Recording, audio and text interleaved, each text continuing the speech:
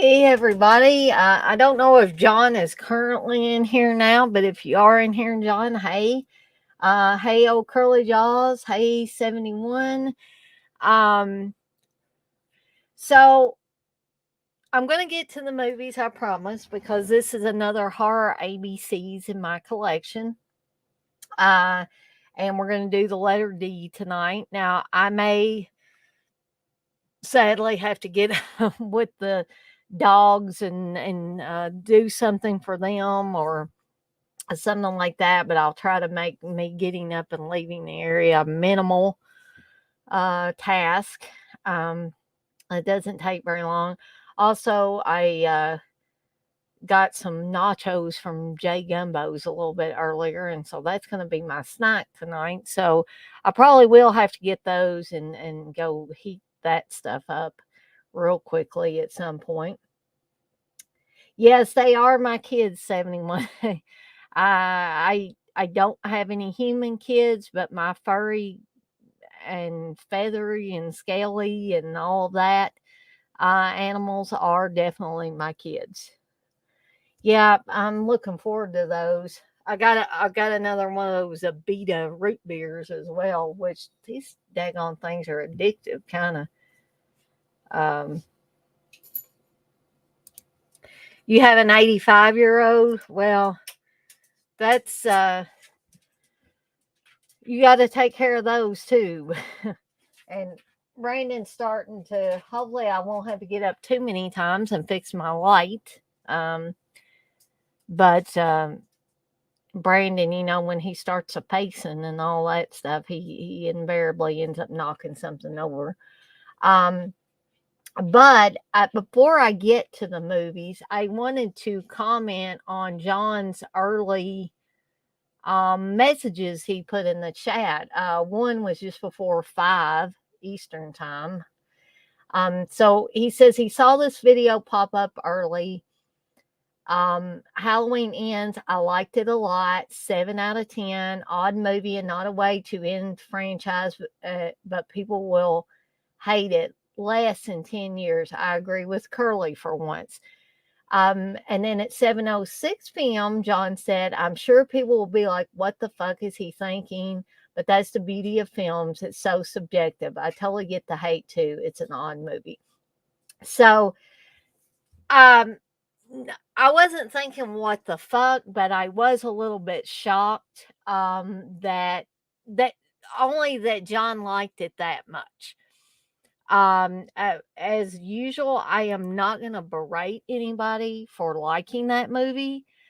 Yeah, I was shocked it's a 7 out of 10, and I was, sh- like I said, I was shocked that John liked it that much. I was not shocked that old Curly Jaws liked it as much as he did.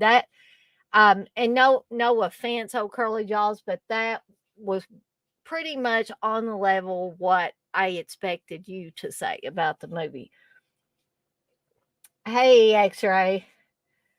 Um,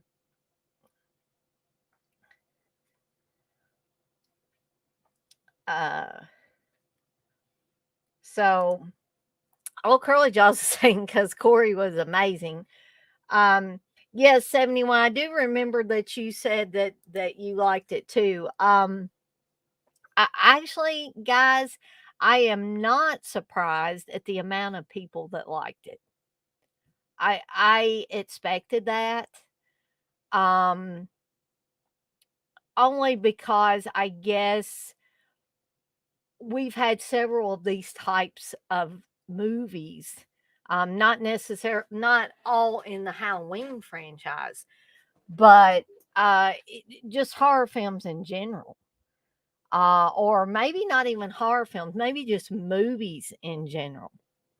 And I think that's probably why I have such a problem with a lot of the newer movies and don't like the majority of them coming out. And I primarily direct my stuff on here to horror movies. Occasionally I will talk about other movies.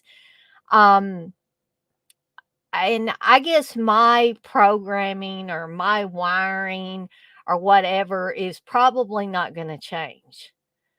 Some people's does. Over time, like I'll give my mom as a for example.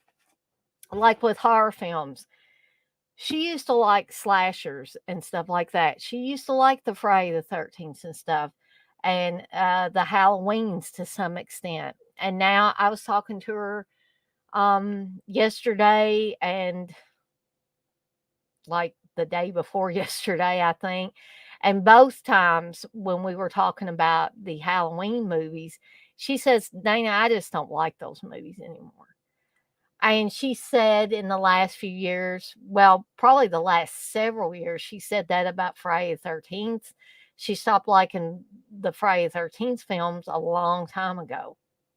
So normally I think it's normal for people's tastes to change. Who knows? And old Curly Jaws will probably feel like screaming. He's at a stage now where he likes this new stuff, or most of the new stuff. So when he gets around 40 or 50, he may do a complete 360 and he may not. But he also may do a complete 360 and start liking the kind of stuff that I like now. Steve's different too. He likes almost all of the new stuff. He didn't like Halloween Ends. Neither one of us liked that movie. Sorry, guys.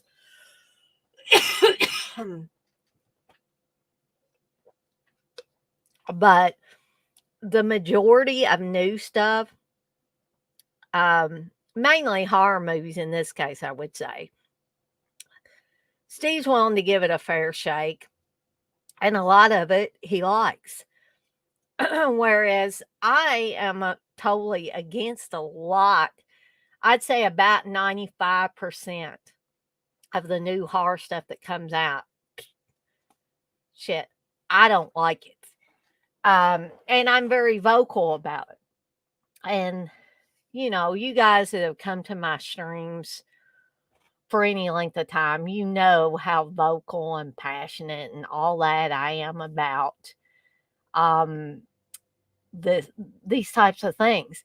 And when I get passionate and when I get all, I'm moving my hands around and I'm carrying on about it and my voice might be going up a little bit, I hope that nobody ever takes it as I am angry at you for liking a movie or not liking a movie or whatever. No, that's never it. I just like the conversation I was having with Menelec last night. He may have taken it as I was singling him out and barraging him with questions. No, I just wanted to ask him point blank about things that he was saying. I was like, okay, you say this, but what about this? And I never want anybody to feel like, geez, I can't come into Dana's streams and talk about a movie because I'm liable to get, verbally assaulted by her for liking or not liking something.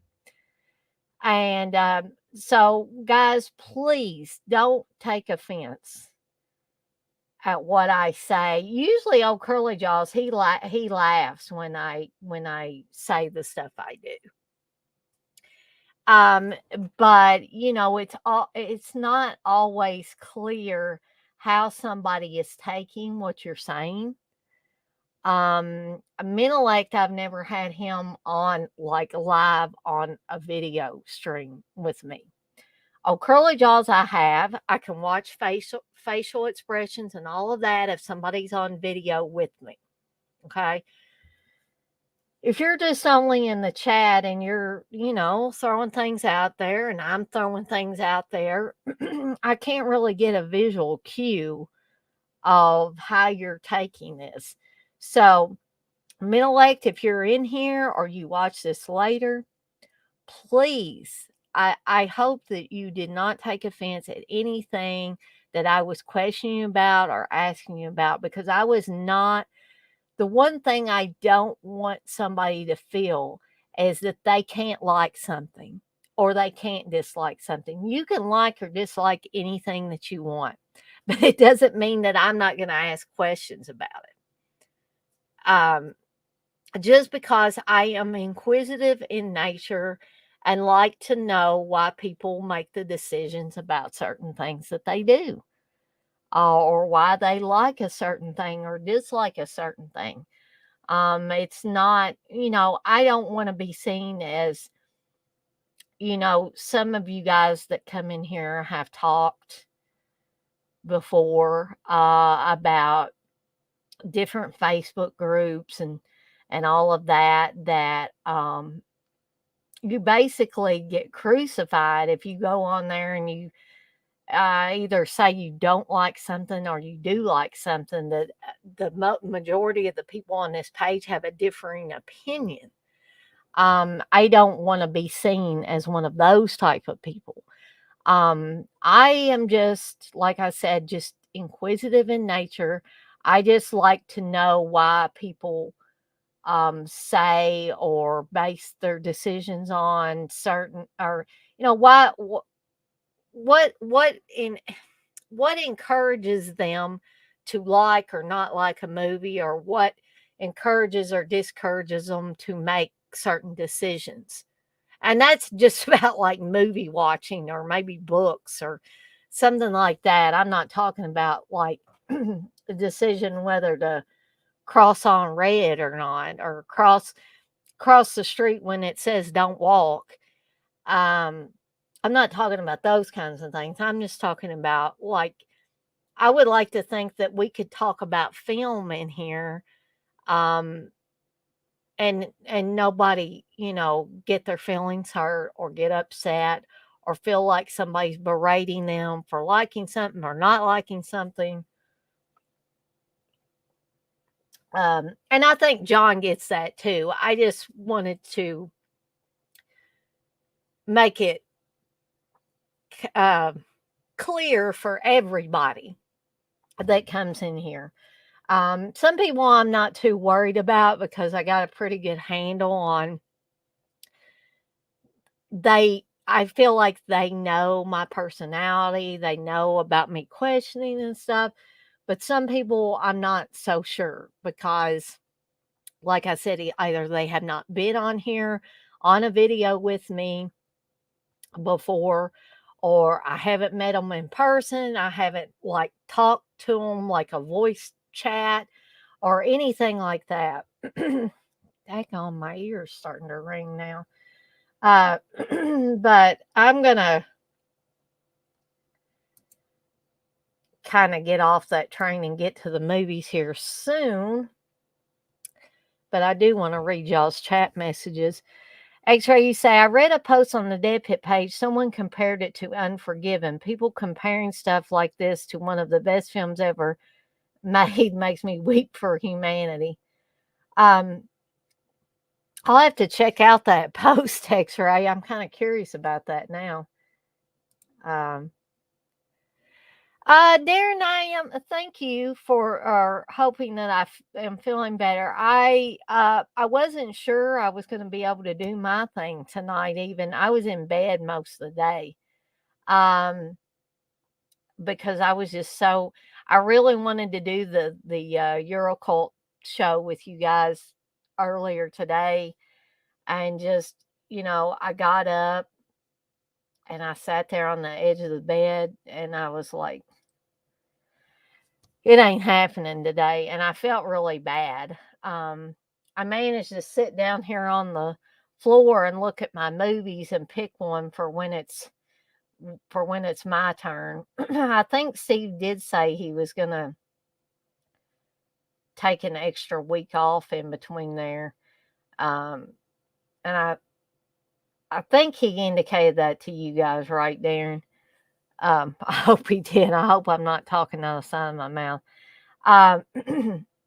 My chest is still kind of achy and I've still got the cough some, still got a headache, but the weakness was what was really getting me. I was just like I just couldn't go.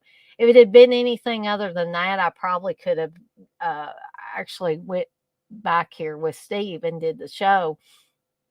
But thank you again for saying that you hoped I felt better. You say me, Steve, and Dirk ragged on Halloween ends for over 20 minutes on the podcast. I was able to hear some of what like Steve was saying. Of course, he had the headphones on, so I wasn't hearing what exactly you guys were saying, but it sounded like that you guys were pretty much giving it down the road. Um, 71, you said the first one is the best for that era, and the Halloween ends is the best one for this era.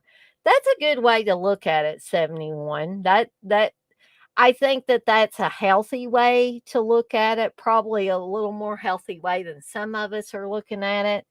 Um, so I like that. I like that statement.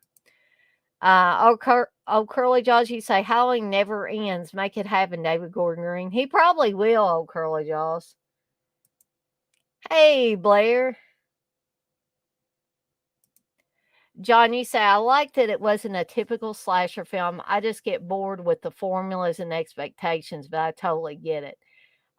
John, I'm glad you brought that up because something I brought up with Menelek last night, and again, I hope he was not offended. Um, but he was saying things like it was kind of like showing you the birth of a serial killer in the Corey Cunningham character.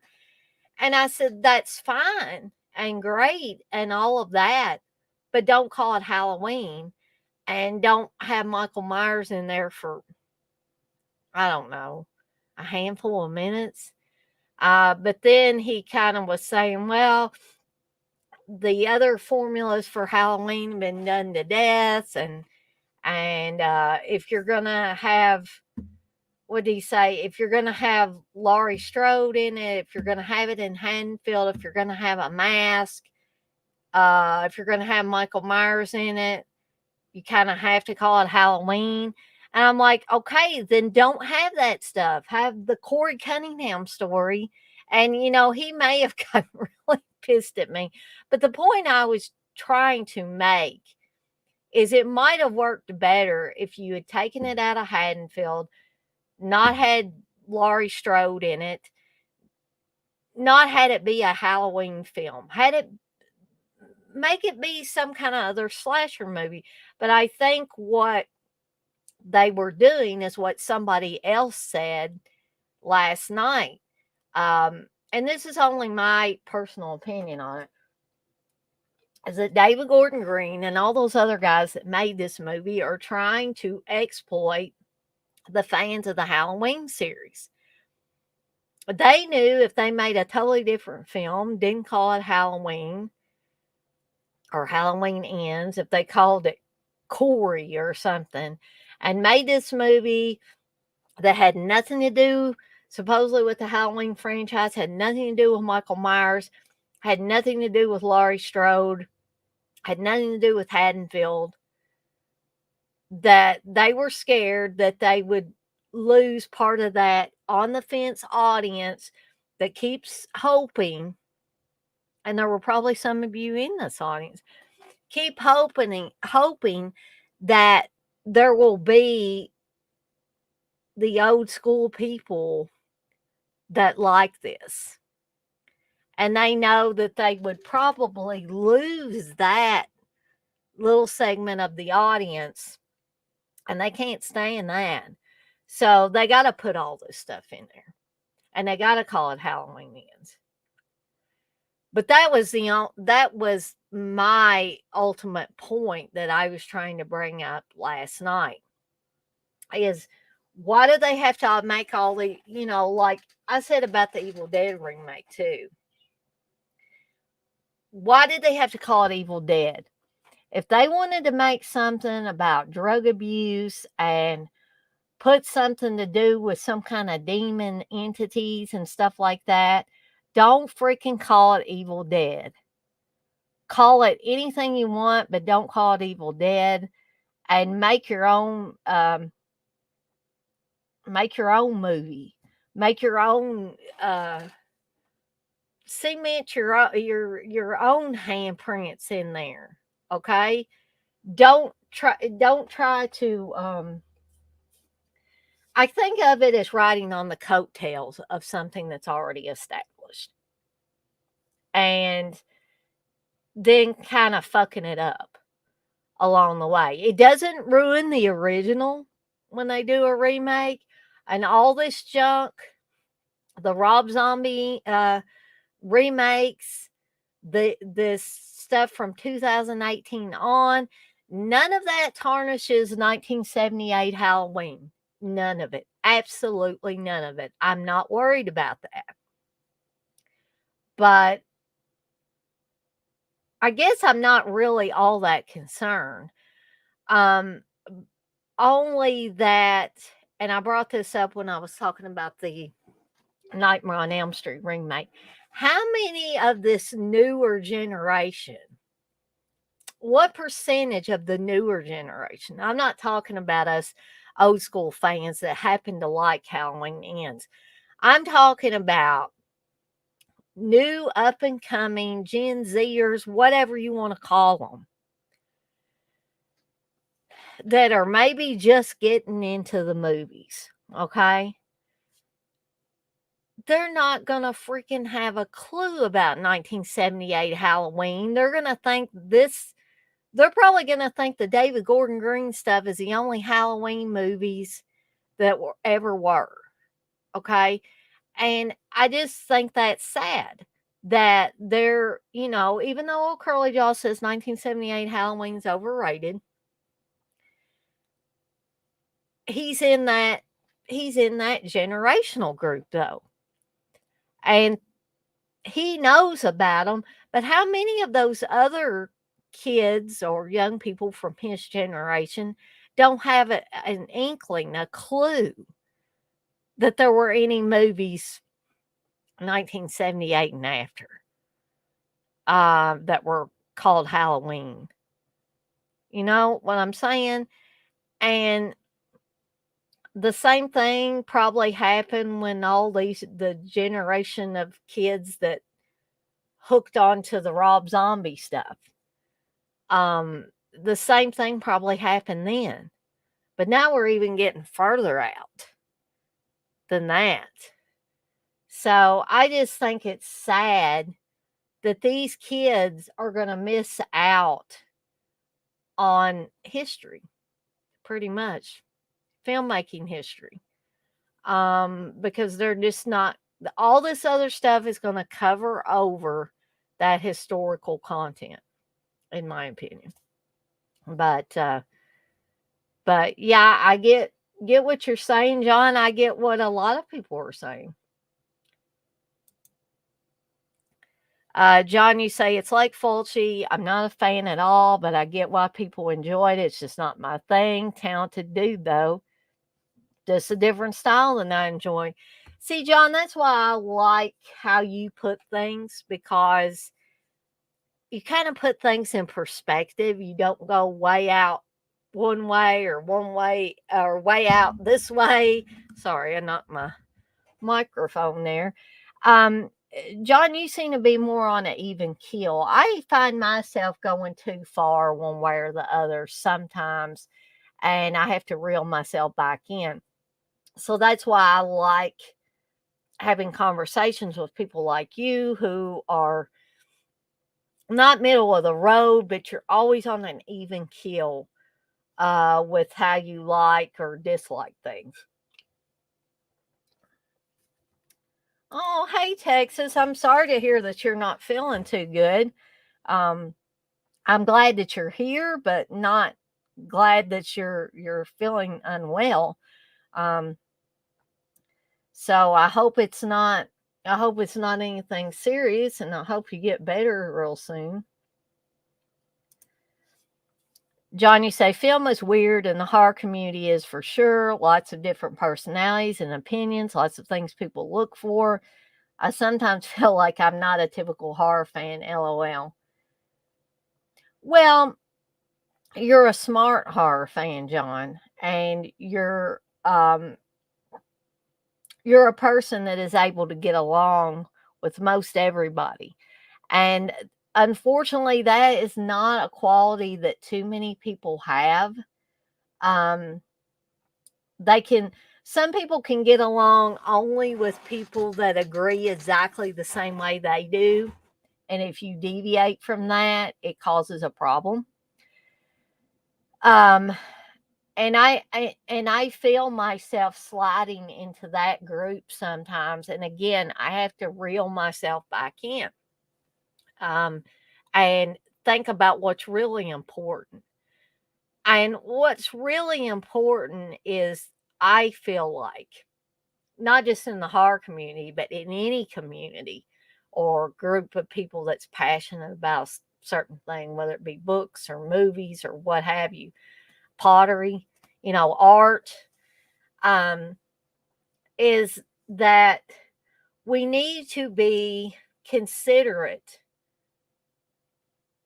of other people and not bash one person or the other just because of their likes or dislikes or whatever. And John, I think that some of us could learn from people like you how to do that. Um, and I've said this before, I'll say it again. I hope that everybody feels like that they can come to my live streams and we can have a good chat in here without, there being hurt feelings or um, tension between people, because that is one thing that I don't want to happen here. I've seen it happen in other areas, and I do not wish it to happen here.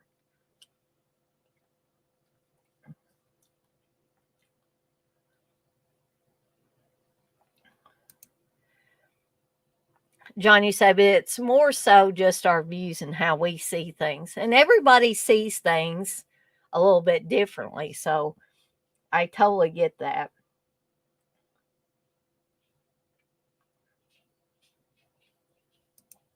Hey, Matt.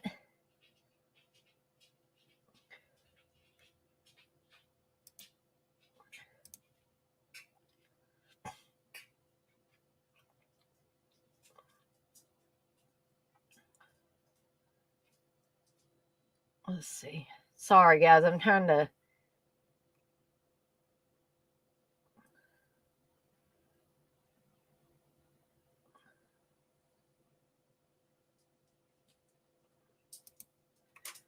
$71. So you've been in bed most of the day too? A nice shot of vodka with 200s now.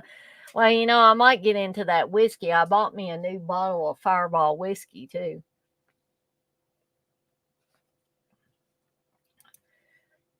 John, you say, I think where the horror community or film community is toxic is when they're like, you disagree, you're an idiot, or you have a shit opinion. Luckily, y'all don't act that way. No, and if that is one thing I will not abide in my chats, or if somebody's on the stream with me, if you start abusing, I don't care how you abuse somebody, if it's verbally or something, you will be off of this stream and you will be off of the chat, because I will not stand for people doing that. Um, and I want us to keep. You said, luckily y'all don't act that way. That's why we want to keep it around here. Darren, you say, don't feel bad for being unwell. Great pick for next time, by the way. Well, see, I could not remember if Steve and you had ever covered that prior to me being on there. And so I asked Steve, I said, um, did y'all ever do House by the Cemetery? And he's like, nope. He said that was a good pick too. So hopefully Dirk likes that pick as well. We'll kind of be on this. We'll all be happy because we'll all be getting to watch something we like. Um,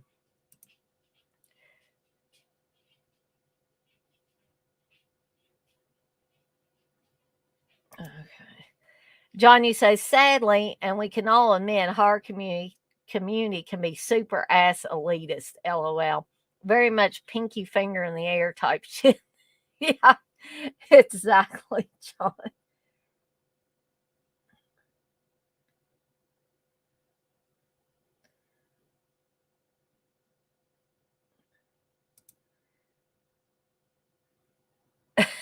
Oh, Curly just said old man Myers in his little hole.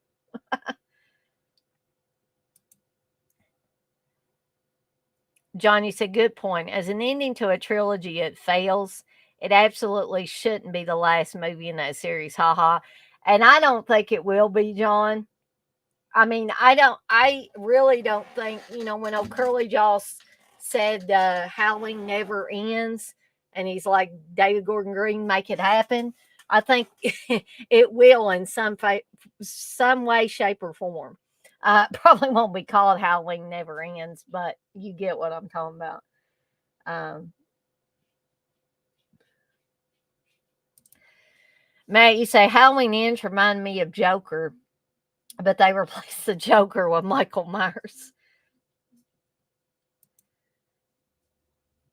71, you say, I think Halloween Ends will be down the middle and people will either hate it or love it. Yeah, I think so too.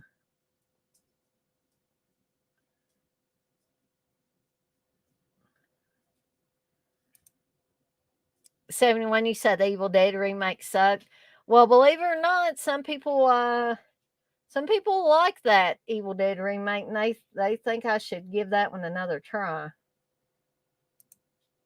Darren, you say, I'm wondering if there was no Michael Myers in the original script, friends. The Michael Myers stuff seemed tacked on to me. It did to me, Darren. It's almost like it was an afterthought. It's like, ooh, we're making a Halloween film. We better stick Michael Myers in here somewhere. Yeah, so I get that. Hey, Dirk, you say, hey, everyone, had the privilege to see Terrifier 2 today. Its runtime is 138 minutes, and there is no filler in this. It's full throttle, has solid protagonist. Art is mean as fuck and unrelenting. Well, that's a good enough review for me, Dirk. So I will be watching that at some point. I'm going to see if, because I guarantee I won't be able to get Steve to take me to the movies to see it, but perhaps he can find me a cam.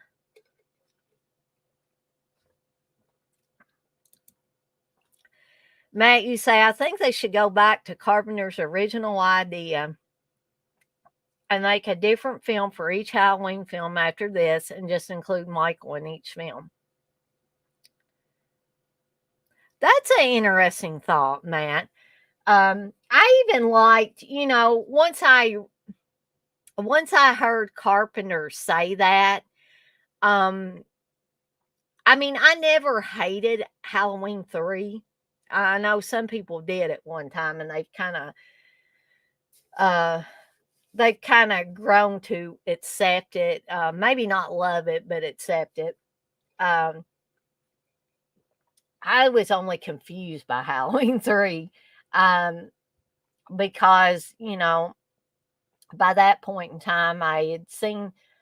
I don't know for sure if I had seen how the first Halloween yet, the 1978 Halloween, but I had seen Halloween 2, knew about Michael Myers, and, assumed that he was in the first one. And Halloween 2 and Halloween 3 were the ones on heavy rotation when I was growing up. So when I got ready to watch Halloween 3 for the first time, I was like, oh, yeah, it's going to be more Michael Myers. And I was like, holy crap, what is this? What's this mask maker stuff, and the Stonehenge thing, and the stuff with the mask making people's heads implode and bugs and snakes coming out. I didn't get it. But over time, I've learned to enjoy it, appreciate it more. And when I heard John Carpenter say that that was the original idea, was to not have Michael Myers in every subsequent Halloween film, but to make a new Halloween film every year and to have some different aspect of Halloween in it. And I think that really would have been a cool idea. But as we all know, money talks and bullshit walks, right? And so the filmmakers knew, the producers and all this stuff, the distributors and stuff, they saw dollar signs. And the dollar signs were attached to that Michael Myers mask, and the Michael Myers aspect. And that's why they pretty much shot Carpenter down about that idea. No, we want more Michael Myers. But that is an interesting idea, Matt.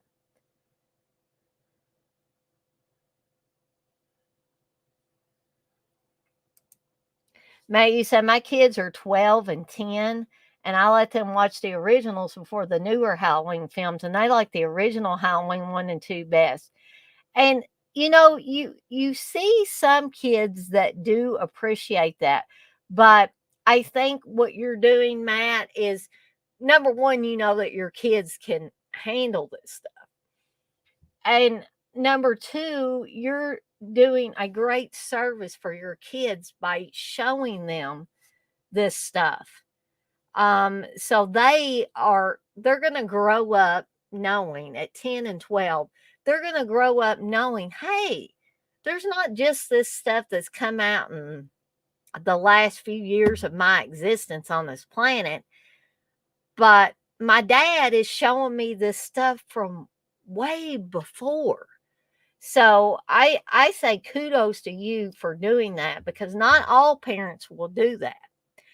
Um, Especially not a lot of younger generation parents.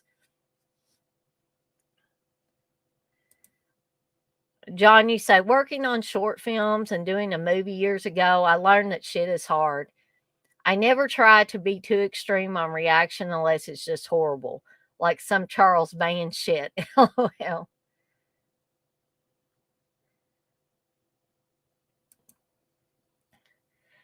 Durkee said the protagonist, Sienna, played by Lauren Lavera, is awesome in this. Art has a true rival now.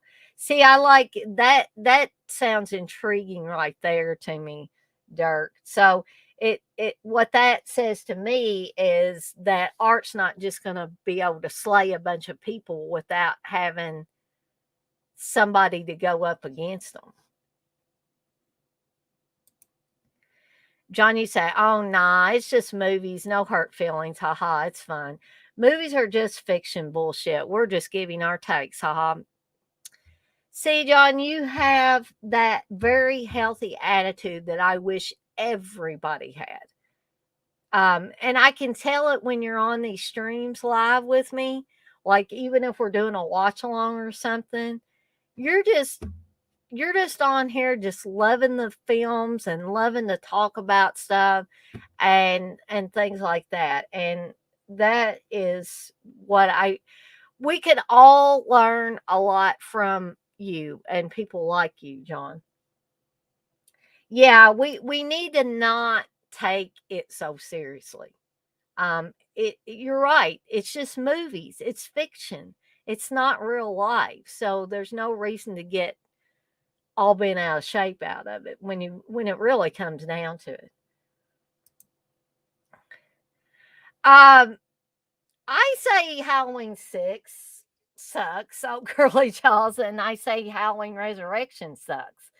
But there are some people that at least with Halloween 6, there's some people that really like Halloween 6.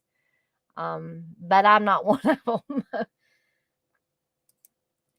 Darren, you say, I've seen one pretty big YouTuber getting death threats because he loved ends. Now, see, that's just shitty. That is stupidity that people will do that. You're going to give somebody death threats because they loved ends? I'm not surprised, but it just is so sad that people cannot handle another opinion without getting that bent out of shape. Yeah, I agree. That's just wrong. It's a film at the end of the day. Yeah, I mean, this guy was visibly shaken. I would be scared to death. Um, if somebody was doing that. Yeah, I agree, John. You say, damn, Darren, that's crazy.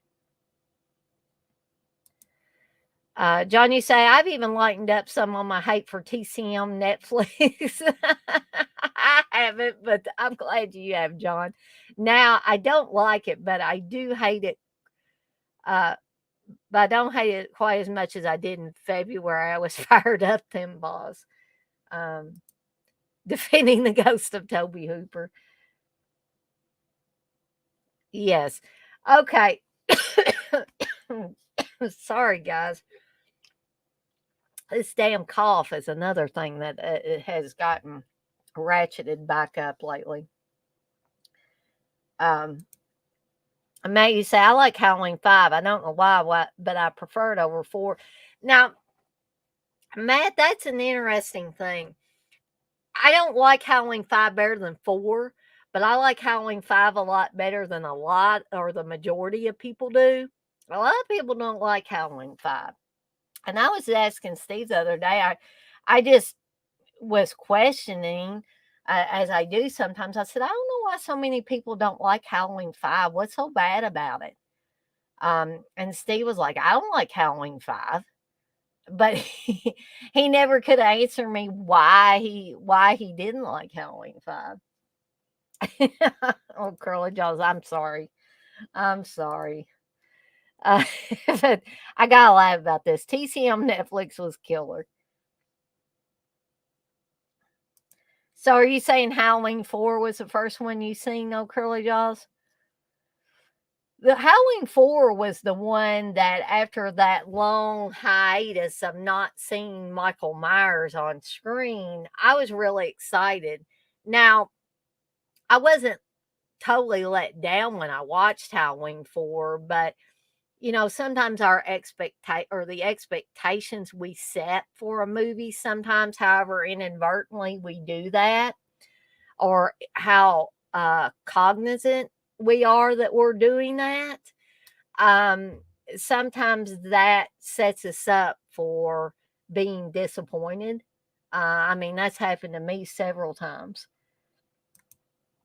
May you say, I think 1 to 3 are legendary, 4 and 5 are good, and then it goes downhill fast. Um, you're kind of like me, Matt. You're kind of on that same level that I am. Although you probably don't like H2O. And see, I enjoyed H2O for what it was. Like my cousin Jed, who likes a lot of the same types of movies that I do, especially in the horror genre, he hated Howling H2O. Absolutely hated it. I mean, we didn't get any arguments over it, but I always found it funny that most things me and Jed like the same. But no, he did not like H2O. Oh, Curly Jaws, you say, when I was a kid, yep, it was great. Johnny said, we don't want to end up like the guy in Fade to Black. Yeah, exactly. Exactly. Talking like James Cagney and dressing up and killing people like movie characters, lol. Maybe that's a movie that we need to show some of these people that are going off the deep end with this stuff. It's like, you don't ever need to send death threats to somebody. I mean, even if it's about political stuff or something like that, where people do go over the edge quite often, uh, I, what at the end of the day, why? Why would you want to threaten somebody with death over anything? I mean, why? It's like you said, John. It's a movie. It's fiction. It's not real. And if it starts to become real to you, then you better be going to see somebody because it's nothing to get that wound up about. It's not. It's just not. I don't want to be that serious either, John. That's why I do these things for fun. My life is too serious as it is, and I would rather just get on here and bullshit about movies, and then that helps me sleep at night. So I don't need my fun to be serious.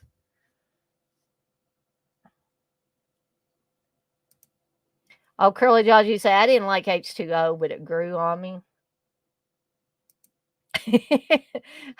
I'm laughing. I know, old Curly Jaws, sorry. But you say Resurrection was definitely superior. Busta Rhymes made that movie. Yeah, if you like Busta Rhymes. I'm not saying I hate the guy, but I never was into I liked rap when it first came out, like old school rap. Um, but I never liked the stuff they called gangsta rap. I don't like hip hop. I don't and if that's your lifestyle, if that's these people's lifestyle, then I'm not saying anything about their lifestyle. I'm just not in tune with that. I'm not interested in it. Um, and so Busta Rhymes was not somebody that I would be listening to musically. So I'm not into him, and I did so therefore I didn't think he had a place in that movie. But people that enjoy his music and like that sort of culture, then um you may think, well, what the hell are you talking about? Sure, he belongs in that movie. John, you say Fade to Black is a 10 out of 10. Shame it went unnoticed for so long. You know what, John? I want to love Fade to Black. I want to love that movie so bad, and I feel like that I should. I mean, Dennis Christopher is in it, and I love Dennis Christopher. I absolutely love that guy. I usually love him in everything he is in. But sadly, I have watched Fade to Black several times, and it falls flat for me every time, and I don't know why. I even considered buying it when it came out in that special edition or whatever, but I was like, I don't know. I watched it again on one of the streaming services or something, and then I was like, it's kind of like what I said about Torso. I've watched Torso several times, and Darren, I think Darren and Dirk both are kind of shocked that I don't like that movie. I'm sorry, my camera needs to focus on me. It's got well there, that's better. Uh, but Fade to Black's kind of the same way. I don't really dislike it, but I don't get anything from it. It seems to it seems overly long and slow, and I just can't really put my finger on what it is or why I don't like it. I want to like it. I want to like it a lot. But I've seen it more than once, and I feel the same way every time I watch it.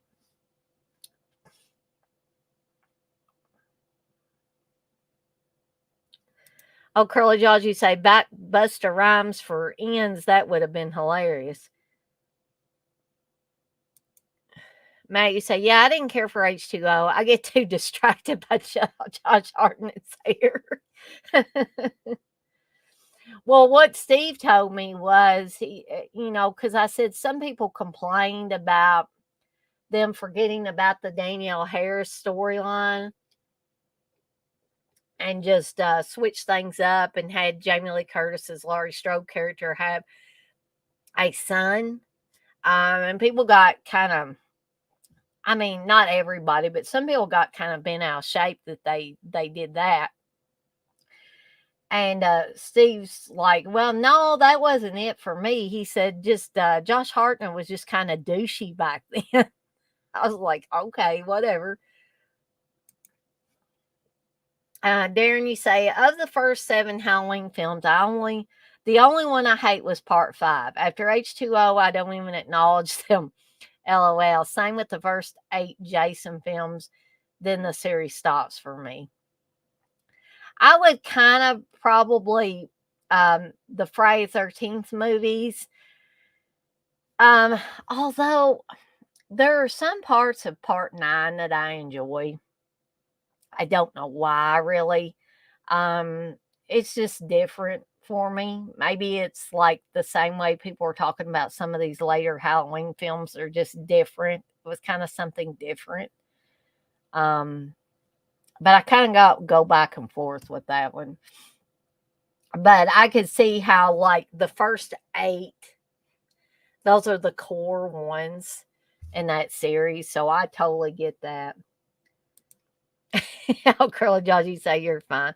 Well, I pretty much know with you, oh Curly Jaws, because I like the fact that what you see is what you get with you.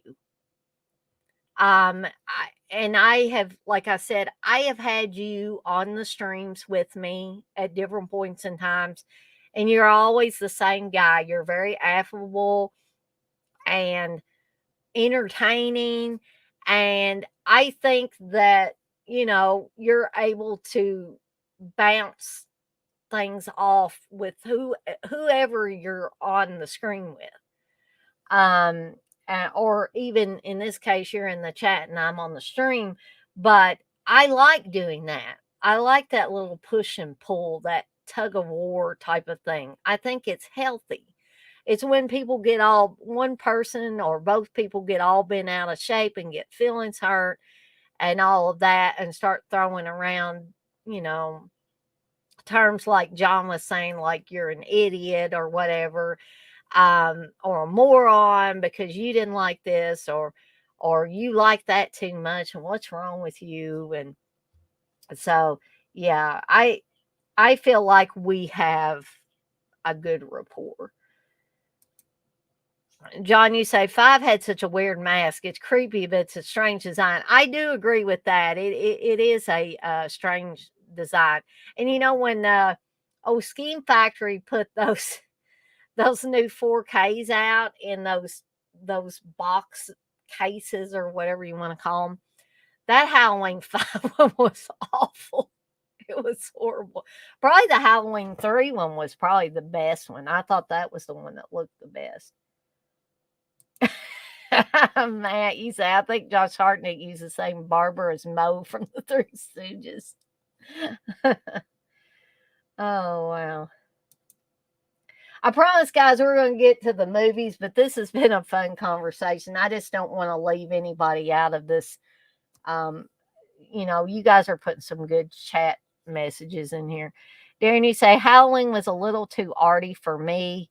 And Michael floating down that river just completely took me out of the film. Matt, you say 5 feels like it has a Giallo vibe to it, and I like the soundtrack. That's interesting, yeah.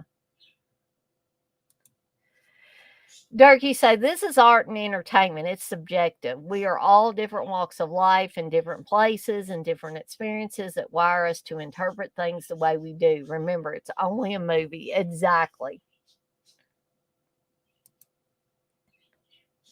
May, you say Fade to Black is a sleeper for me too. Yeah, I just wanna like it so much. And maybe I will come, if I don't force it, maybe I will come to like it. Yeah, Darren, I'm shocked myself that I don't like it. You say you've always loved Fade to Black. Yeah, I am totally shocked. This should be a movie that I love, and I don't know why I can't love it. It should have everything in it that should make me love it. I'm just going to give myself a little bit, and I'm going to watch it again and see what happens. John, you say, yeah, that's like me with Carrie. It's a great movie, but I get so bored watching it. I need to see it again. Been since I was a kid since I saw it.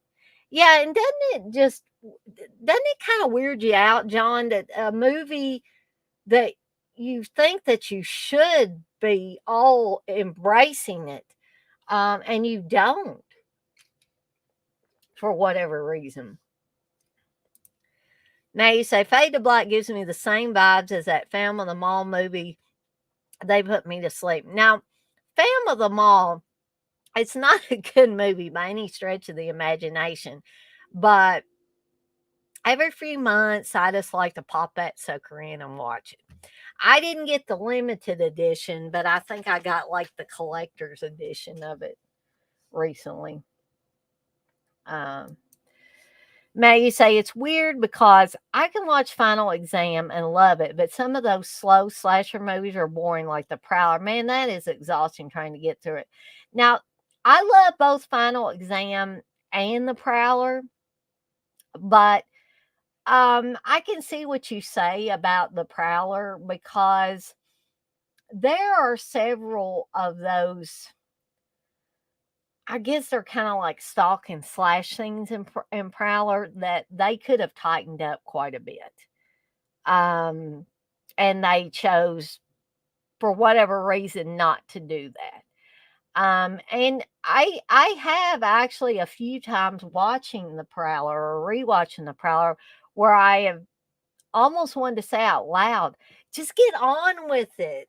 Stop, dragging this out for so long. There's suspense and tension, and then there's just needlessly dragging something out.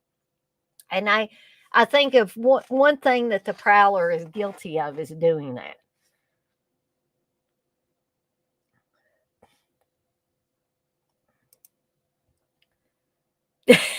Yeah, Texas Torso hate Fade to Black. Now I don't hate Torso, and I don't hate Fade to Black, Texas. I promise.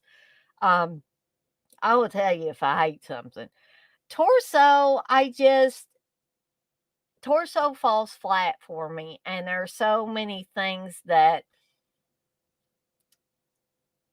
I feel like Torso exploited that it didn't need to exploit.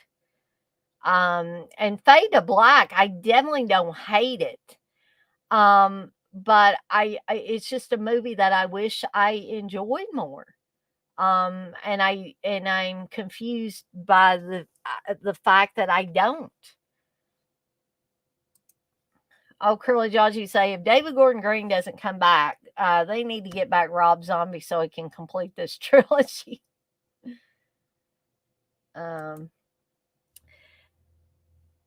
Turkey say Howling 5 is a mode of Greg Nicotero's face laughing my ass off.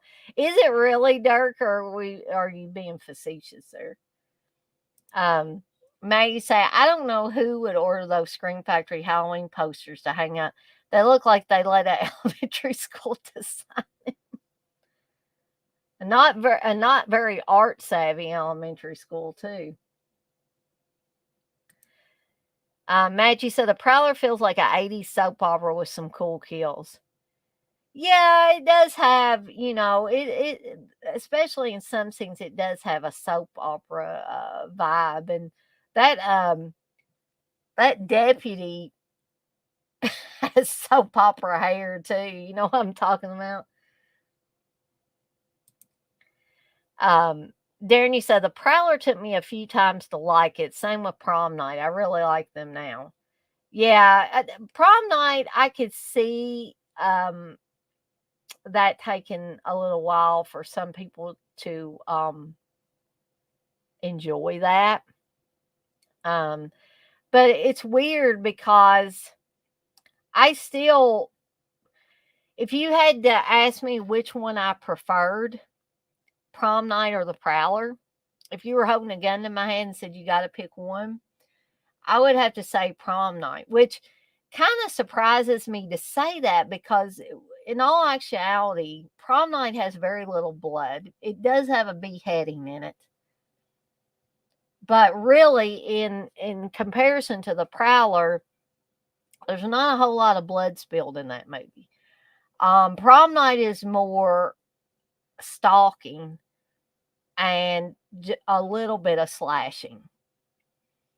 And the Prowler is a lot of stalking, almost too much stalking, and then it's a gore bonanza at the end with other little Savini set pieces mixed in there.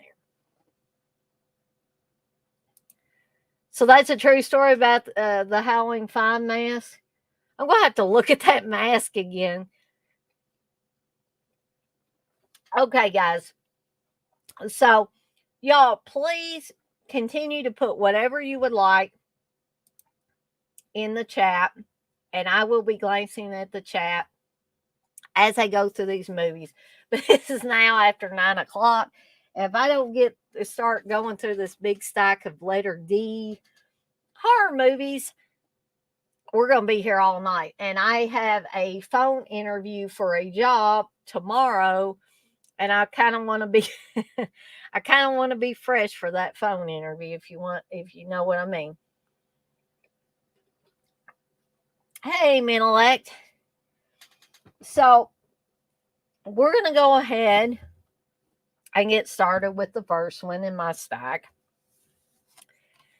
And that is one of my fall Halloween type of movies, and that's Dark Night of the Scarecrow. And I probably have already talked about this in the fall frights. I'm almost sure I have. So I'm not going to spend too awfully much time on it before I move to the next one, because there's no use in like rehashing stuff over and over and over again. I want to highlight some of these movies that I haven't talked about in a while, or haven't talked about at all in another stream. Well, thank you, man. Like you said, good luck with your phone interview. I appreciate that. Maggie said, I thought H5 was a modem. Nicolas Cage's face from Con Air. Man, like you say, Dark Knight of Scarecrow is the Batman of Scarecrows. I guess you could look at it that way, couldn't you? If you changed it, or you put a K at the beginning of night in this case, and changed the meaning of night. But I will say there is a Dark Knight of the Scarecrow 2 that is on YouTube, and it's made by many of the same people that made the original. But guys,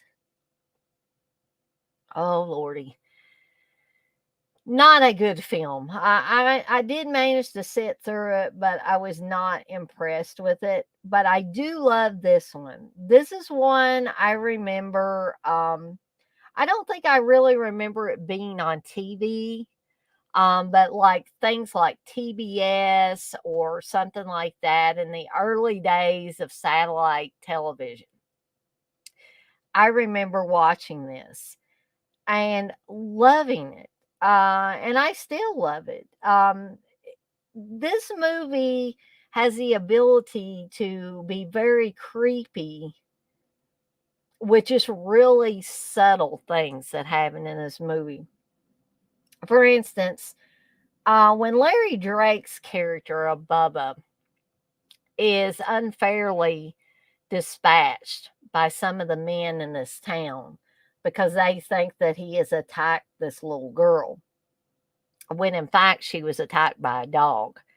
Unfortunately, they don't find out about this until after they have taken the unneeded revenge against Bubba. So at the point in time where they took their revenge on Bubba, Bubba was hiding in the costume of a scarecrow. And so once this unfair retribution happens, someone or something is getting revenge for Bubba. Now, I'm sure we're supposed to think, oh, it's Bubba. But are we really sure it is Bubba? Because we're only seeing like slight nuances of a scarecrow moving and stuff like that. We never actually see Bubba once the revenge has happened. Okay. And Bubba is played very, very well by Larry Drake.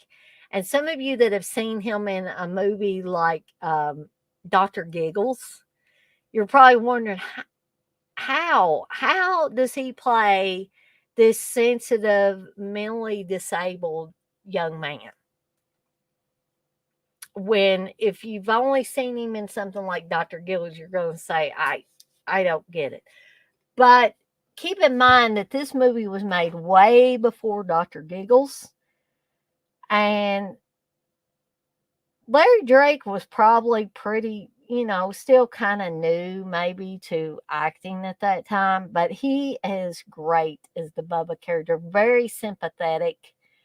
Um, you also have Charles Durning in this as the postmaster or mail carrier, whatever you want to call him. Charles Durning is very devious, sadistic, even, dare I say, he might be a little have pedophilic tendencies. Uh, when you see the one scene where he's talking to the little girl and trying to get her to say what he wants her to say about Bubba. Uh, but what I was talking about is this film is able to give you cold chills, give you a sense of pause without really throwing a lot of blood up on the screen, without having a lot of visceral action happening. But there's always a creepy foreboding surrounding this film. You know something bad's going to happen to these guys that did this awful thing to Bubba, but you don't know when, you don't know how. And when it does happen, you're like, oh my God. And so, although I'm not going to go into deep detail about this, I think I give you enough background on Dark Knight of the Scarecrow for you to, make a judgment. If you've never seen it, I would encourage you to watch it. Again, watch a for free version, please. Don't go out and buy this if you've never seen it before. Try to find a for free version, Tubi, YouTube, whatever. And then if you like it, I mean, you could consider buying it if you think you're going to watch it more, several more times. This Again, I'm not really going into the details of special features and all this stuff, but this is the 30th anniversary Blu-ray. It does have a few special features on it. VCI Entertainment put this out a few years back. And I would recommend it, not just for fall type of viewing, but you could watch this one anytime. If you're in for like one of those, uh, not low quality, but low grade horror films to give you a little sense of creepiness, a little, make you feel a little uncomfortable watching it late at night, make you uncomfortable about going around a cornfield with a scarecrow. Um, you know, then I would definitely recommend this one.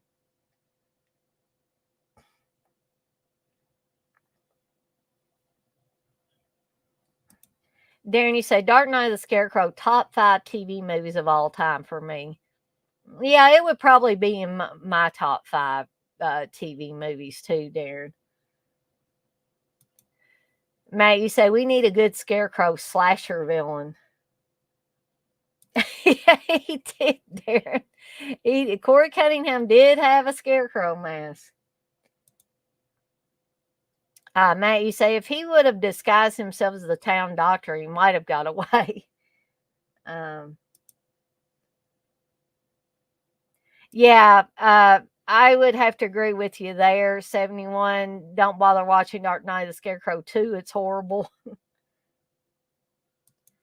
Is it on Shudder too? Oh, are you talking about the original or part 2, Matt?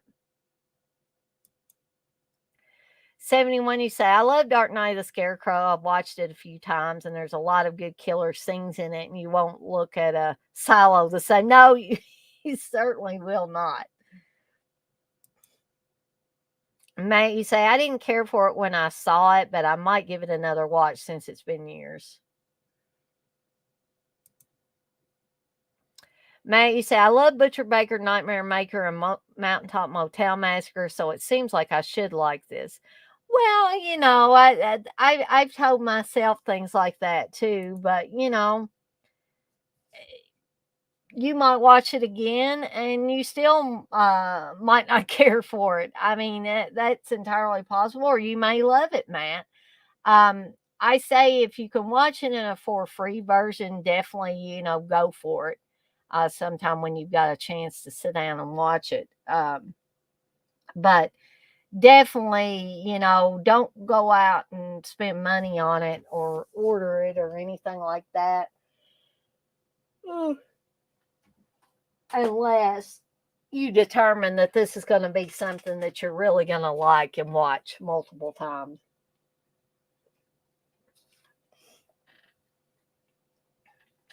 Okay, so the next one is, I believe this is an Australian. Yeah, it's an Ozploitation classic, and that is Dead Kids.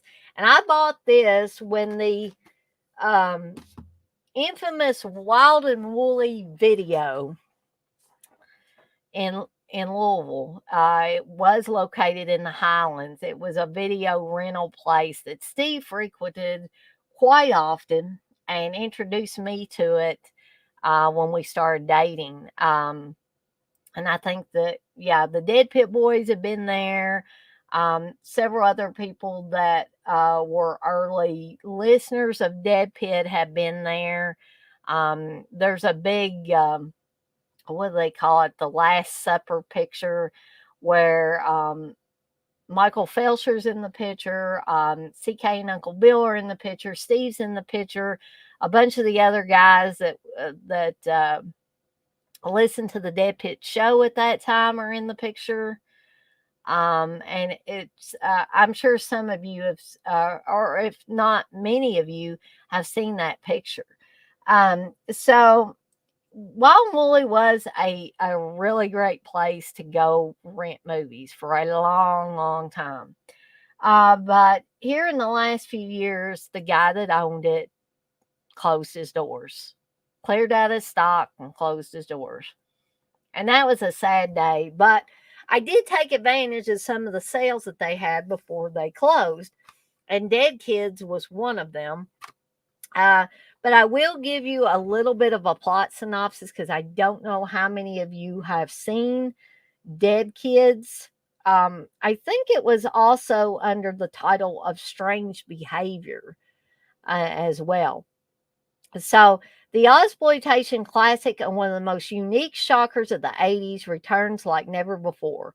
Michael Murphy, Dan Shore, and Fiona Lewis star in this grisly saga of bizarre experiments, butchered teens, New Zealand doubling for suburban Illinois.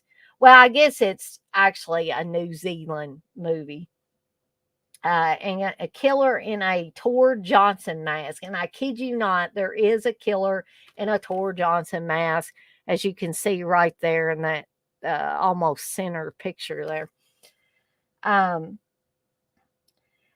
Day Young from Rock and Roll High School, Mark McClure of Superman, Scott Brady, Johnny Guitar, and Academy Award winner Louise Fletcher, One Flew Over the Cuckoo's Nest, co-star in this cult favorite released in America as Strange Behavior, featuring a hypnotic score by Tangerine Dream, co-written by the Oscar-winning director of Gods and Monsters, directed by the producer of Two-Lane Blacktop, and now loaded with extras and transferred in HD from the original negative for the first time. So, this is a really bizarre, creepy, but fun horror film. There are several of these, what they call Ozploitation classics, that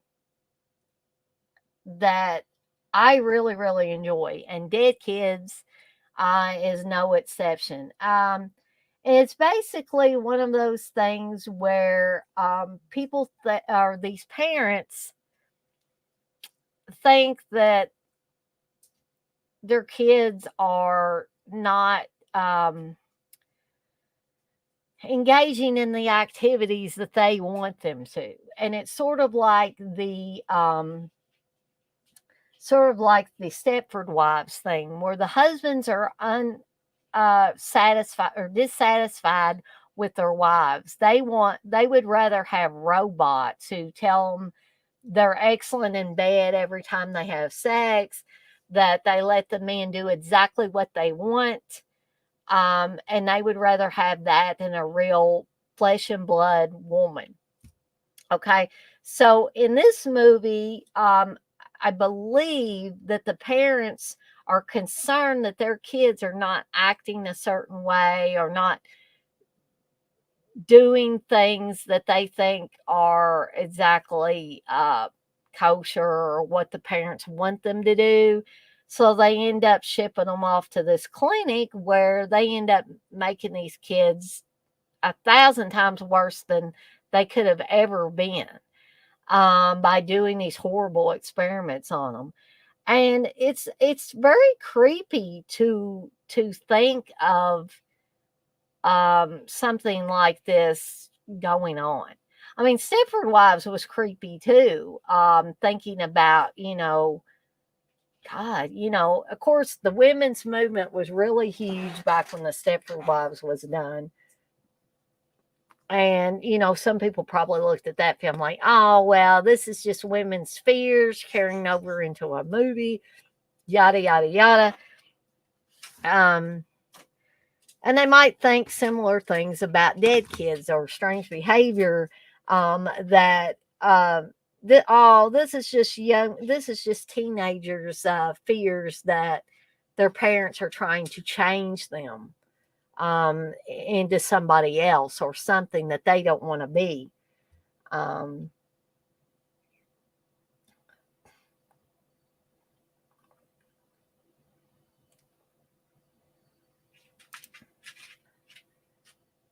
71, you say it's great and realistic if you live in the country. And I'm from the country. I'm from the sticks. My parents still live in the sticks. Matt, I hope you didn't. You say I just ordered it for $80 on eBay because of Dana's recommendation. Darren, you say, I got Dead Kids on DVD and Blu-ray and still haven't watched it. There's not many 80s slashers I haven't seen, so I should get on to it. Yeah, if you already have it, Darren, I would say, yeah, if you get time to pop that sucker in.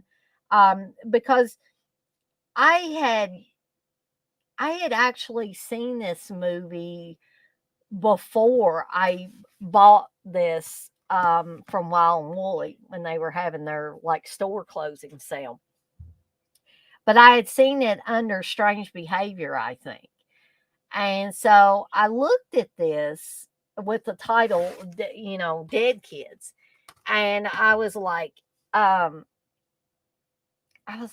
this seems like the plot seems very familiar, but I guess I didn't read on further down where it said it was released in America as Strange Behavior. And that's probably, I don't know if I saw it on satellite or cable or what. I don't recall renting it. So it was probably one of those things. I just caught it on satellite or cable or something and just retain some of the memories of watching it. And then that's why it seems so familiar to me whenever I was reading the plot for this. But this is the Severn release. And yeah, I think it's a cool, cool little film. The creep factor, in my opinion, is high on this film.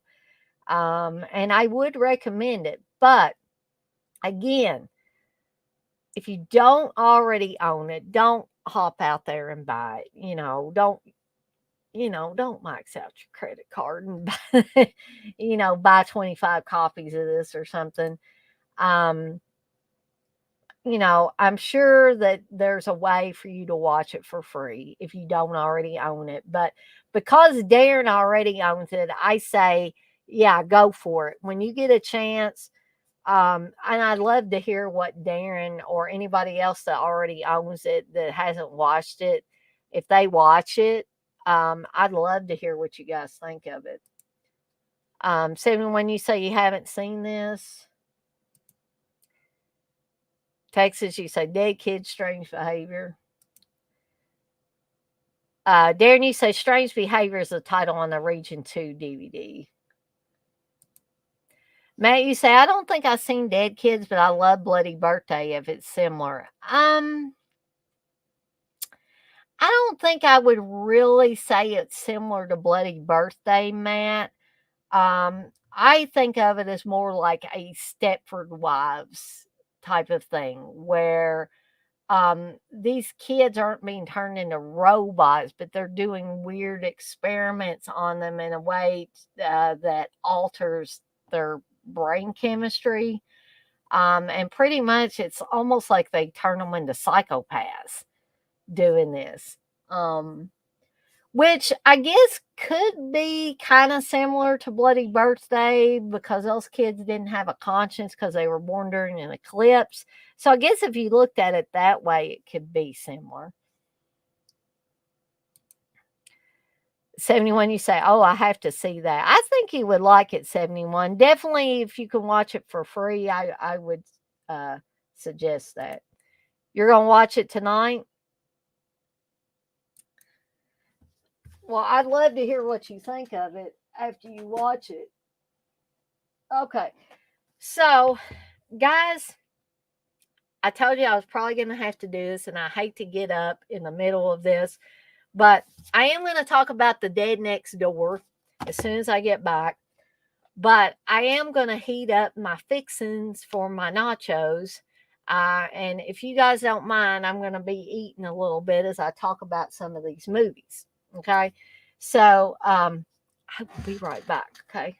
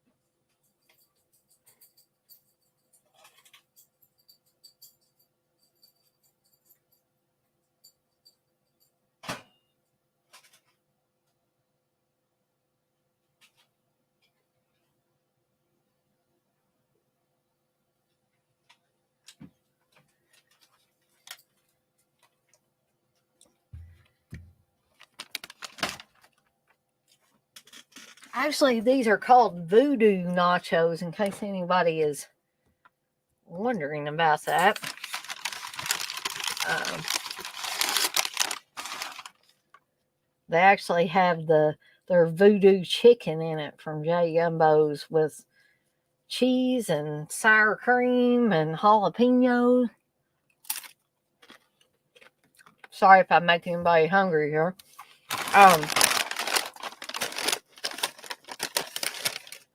Oh, thank you, 71. You say, yeah, eat. You need to eat. Yeah, I definitely don't want to go without eating.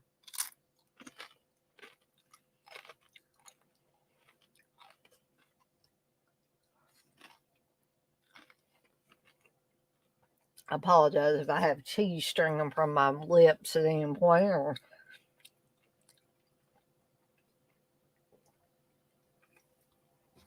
Okay. So the Dead Next Door. Oops. Sorry about that. This is who put this out? Tempe Digital put this out. So this is not really a company that you hear a lot about or anything like that. It's not like Vinegar Syndrome or uh, Synapse, Severin, definitely not Screen Factory, even Scorpion or Code Red. But the Dead Next Door, I'll be honest, it is a low budget movie. It was written, produced, and directed by J.R. Bookwalter, which I'm a little bit fuzzy on this. I can't recall if J.R. Bookwalter is an actual guy or if that's a pseudonym that a bunch of different people use. Whatever it is, this movie is fun for a lot of reasons, but I would think that people that enjoy the Evil Dead series, that enjoy stuff that Sam Raimi does, will enjoy the little nods to that series. People that enjoy George Romero stuff are going to enjoy the nods to his stuff. As well as being able to pick out when you hear voices like Sam Raimi's voice or Bruce Campbell's voice, or just here and there interspersed in the film, like during phone calls or on radio transmission, all of that. So, David E. Williams from Film Threat said, an epic that surpasses even the scale of George A. Romero's staggering efforts.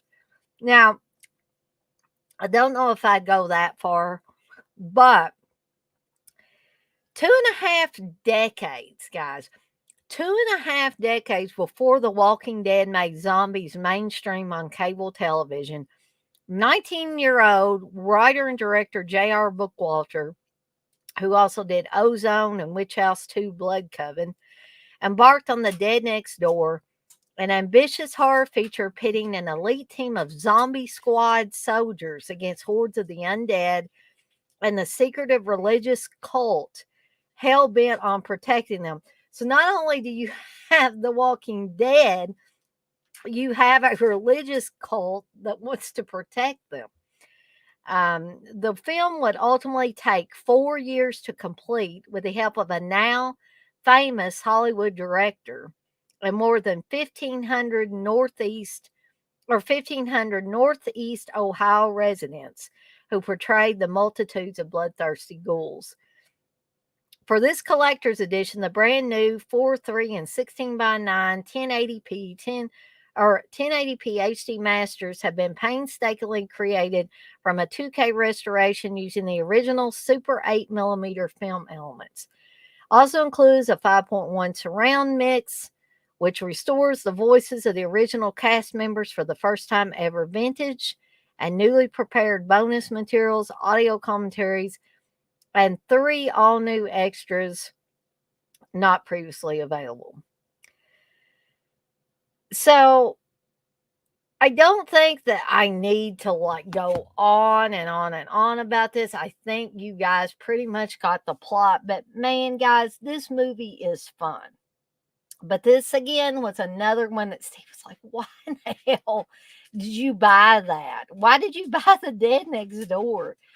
I'll tell you one big reason why I bought it personally. I'm not telling you guys to buy it. I'm saying if you guys have never seen this and you want to watch it for a free version first. But I'll tell you why I bought it. One big thing is nostalgia because I remember this one growing up. I probably more than likely caught it on cable or satellite at some point in time. And then maybe rented it a little bit later on. When I saw that title again, I thought, oh, cool, this is The Dead Next Door. I remember seeing that.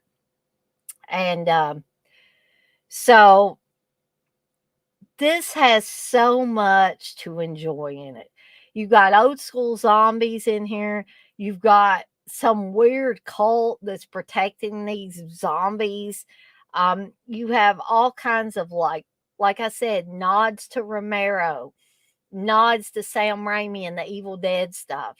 You even have, some of those principal players' voices in there. You have characters with names that are nods to different people in the business. So this movie is just a fun little time waster. Don't expect Citizen Kane. Don't expect it to be a groundbreaking film. But if you're just looking for a fun film, just a way to spend 78 minutes and have a really hell of a good time, Dead Next Door fits the bill. And you're probably going to get tired of hearing me say this every time I talk about one of these movies that I like really well. But I feel like I need to impress upon you the idea that just because I'm saying that this movie's fine, out of sight, awesome, fantastic, whatever. Keep in mind, that is my opinion. That's Dana's opinion. That's the Evil Dead chick's opinion. You guys might watch and say, I don't know what the hell she was talking about. She was talking about this being great. This is lousy. And that's why I don't want you to spend your money on something. All I'm trying to do is either ask you to take a second look at a movie that you maybe haven't watched in a while, or see it with all new eyes. Okay. So I'm just trying to, put movies out there, put titles out there, talk a little bit about them. And hopefully if that turns somebody on to some different movie, that's groovy. It is.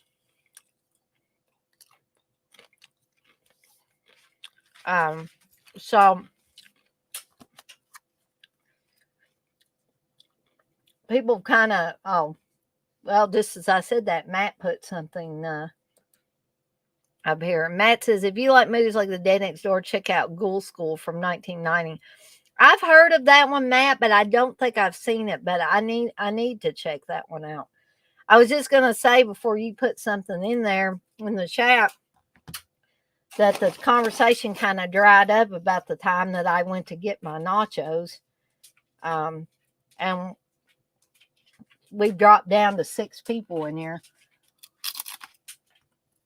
So I don't know if I bored people to tears or they're just getting tired. Or I know in Texas's case, he wasn't feeling too great. So,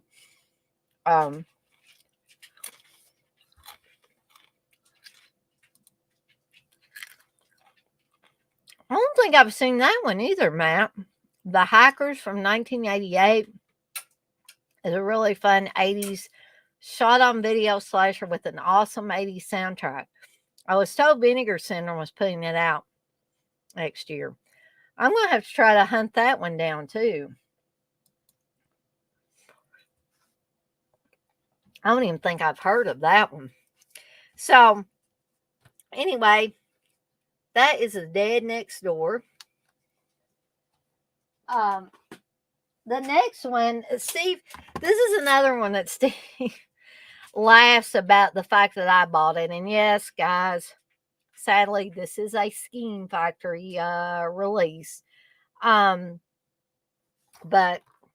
it's Dead Time Stories, which, although it's not the best anthology film series or film out there,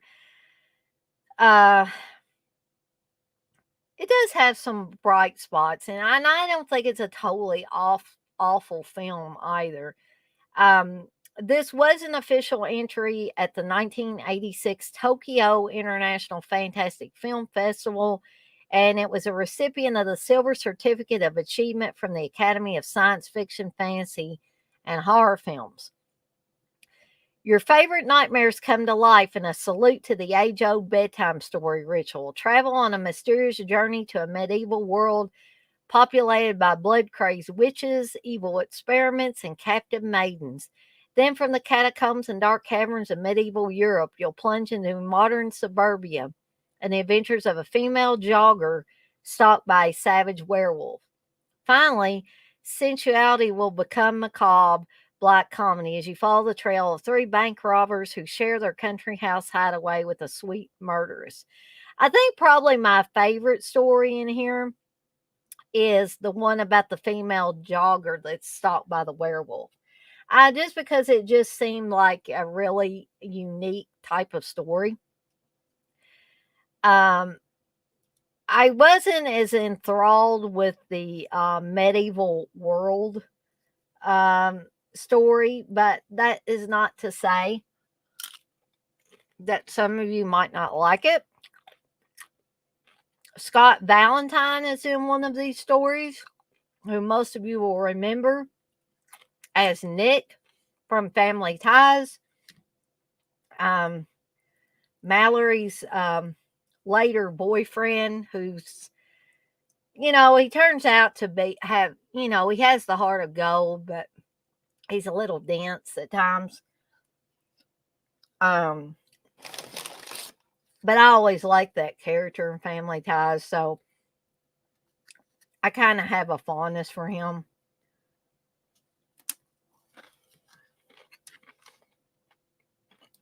Yes. Matt, you say, I love Dead Time Stories. After Midnight is a good one, too, that Scream Factory put out. Yes. I actually talked about After Midnight on my ABCs of my horror collection when I was talking about the letter A. So if you're interested in what I said about that, Matt, you don't have to, but if you wanted to, go back and listen to that one. I do talk about that one in the first one of these in this series I put out. But I do agree that After Midnight is really good. So, yeah, although this is not my favorite anthology type of horror film, it's still not a bad one by any stretch of the imagination. The only flaw I would say that this one probably has is all three of the stories seem to be a little weaker than you usually find in one of these types of films, but there's still something to like about it, in my opinion. And again, if you can find a for free version of this to watch, I would recommend it. I would definitely recommend it, especially those of you that like these anthology type of films. Okay. So, guys, I hope it doesn't seem like I'm going through these too quickly, but I find myself sometimes with these spending a little bit too much time on this movie or that movie or whatever. So I'm trying not to do that with some of these later entries into these series that I'm doing.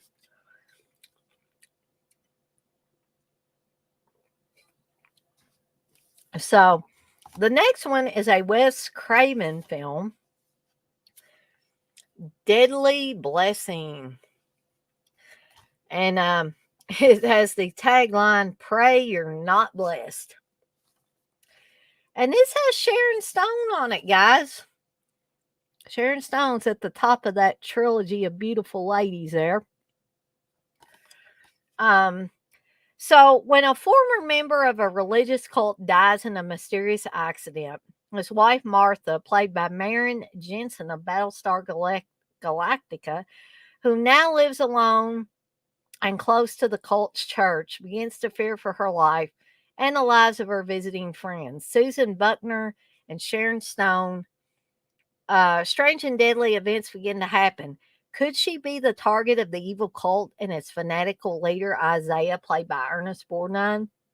Directed by Wes Craven and starring Jeff East from Pumpkinhead, Lisa Hartman, The 17th Bride, and Michael Berryman, The Hills Have Eyes, this consistently terrifying film delivers unpredictable plot twists and visual shocks galore.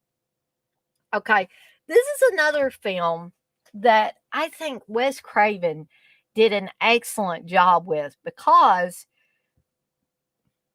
it's one of those films where you think it's going in one direction, and somewhere along the way, it does a complete 360 and throws something completely unexpected in there, or at least it was unexpected to me. So I don't think it's going to, and these stupid fruit flies, every type of food I get out, they want to come after it.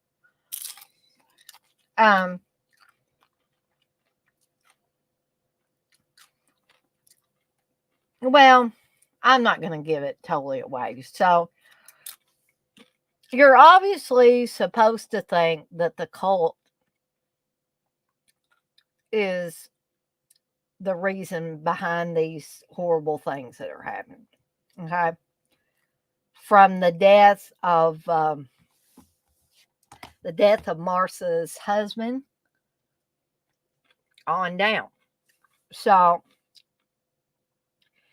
and Michael Berryman, again, I think he's great in everything, in my opinion, is also great in this. The cult has your typical trappings in it. You know, they punish people brutally for small infractions. They encourage, I would call it incest. I mean, it's not like brother and sister, but they're encouraging a young man played by Jeff East to marry his cousin.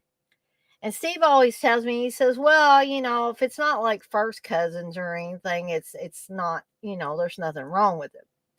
I said, "Yeah, but it feels wrong to me." And if any of you have married a second or third cousin, please don't take offense at what I say.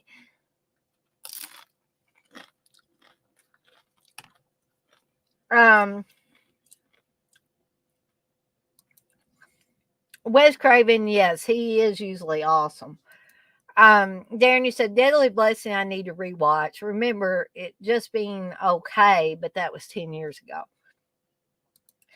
Yes, Matt. Those terrible fruit fly traps, we've tried those. We've tried spray. I've got one of those catchy traps in there that has a little fan and it sucks them down in there and they get on a sticky trap. And we probably killed millions of them, or it seems like millions of them, but they still keep spawning. We can't get rid of them. So if somebody knows how to get rid of them totally, please tell me. Because we've been battling them for over a year.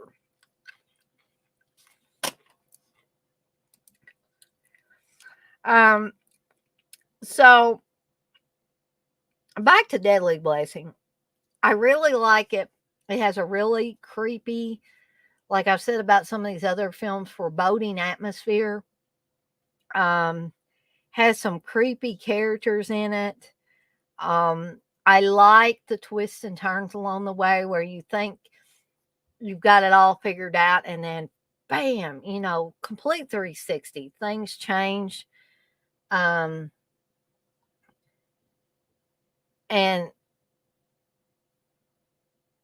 I just, I'm sorry, I got distracted. I was looking at Matt's thing. Matt, I hope you don't mind me putting this up there. You say, I'm married to my first cousin, and people tell us our kid is handsome like Rocky Dennis from Mask. I just, Matt, I hope you're not offended by what I said a little bit earlier. It feels wrong to me, but I'm not going to tell anybody else if you marry your first cousin, there's something wrong with you, because I have no right to say that. Now, if it was your sister, I think it would be a little bit different. But there's that scene in Girls' Night Out, which I will be talking about at length whenever I get to the letter G in this series, where Laura Marie Taylor's character is having sex with the guy that is the mascot for the basketball team. And her friend says, Sheila, he's your cousin. And, when she's talking about how good sex is with this guy. And so I just could not imagine being with my cousin and my boy cousins in that way. But I'm not going to tell other people it's wrong or you're messed up or anything like that.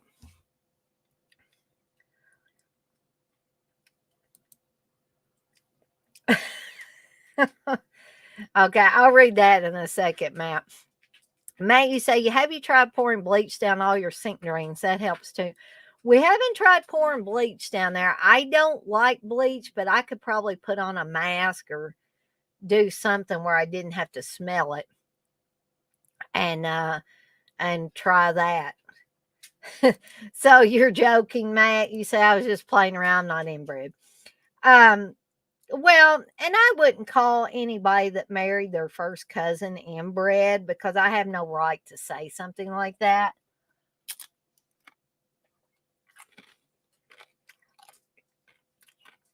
Because I wouldn't even want to marry a second or third cousin. And Steve said, no, there's nothing wrong with that. But it just feels weird to me.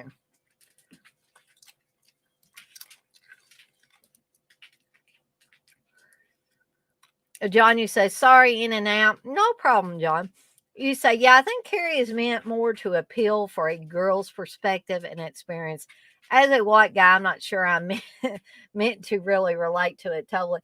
It's interesting that you said that, John, because when Stephen King, I'm sorry if you guys have heard this story before, when Stephen King was writing Carrie, he thought that, he didn't know enough about females and stuff like that, that he was the wrong, I guess, sex to be writing this book about some skinny or, well, actually, she wasn't skinny in the book, some little white girl having her first period.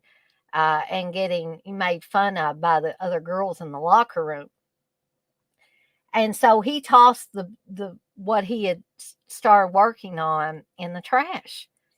And it was his wife, Tabitha, who fished it out of the trash and read it, encouraged him to continue with it because she said she thought he really had something there. And so he did continue it. And it turns out that was Stephen King's first published novel ever. So I have to think, what if Tabitha didn't fish that out of the trash? What turn would Stephen King's career have taken at that point? It just kind of gives you pause.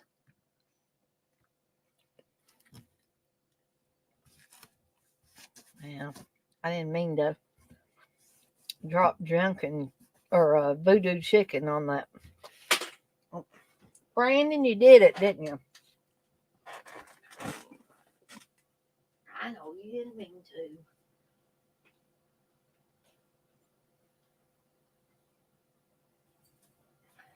Okay. Tried to move it over a little bit so Brandon hopefully won't knock it over again.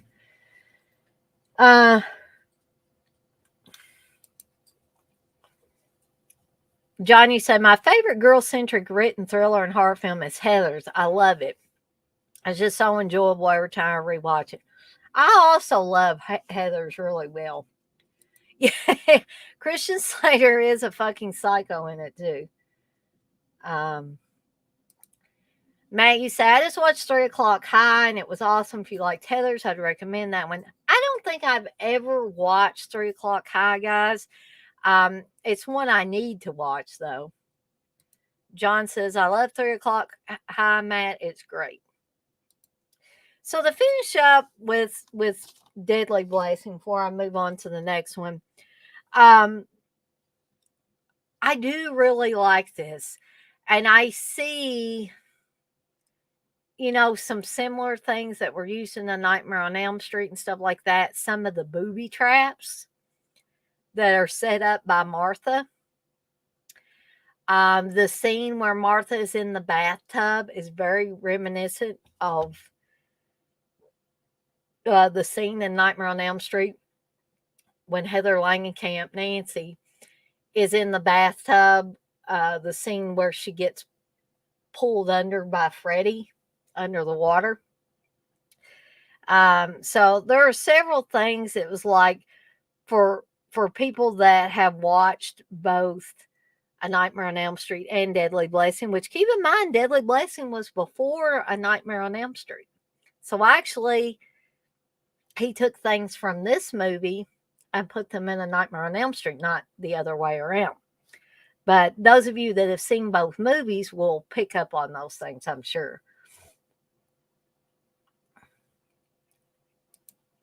So, Matt, you say, I love it. It's 80s fun. Awesome. Matt, I have seen Pump Up the Volume with Christian Slater. I think I have that on DVD.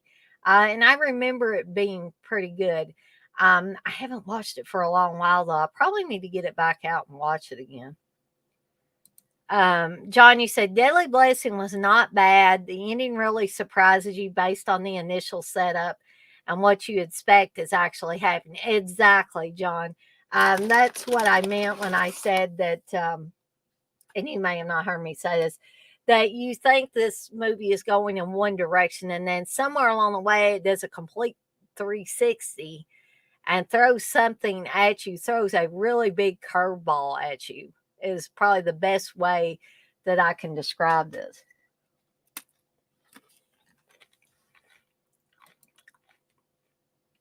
John, you say, Heathers, I love my gay son, LOL. It's such a dark humor movie, definitely.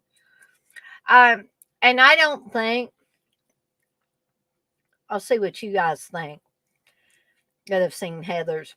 I don't think a movie like Heathers would get made now.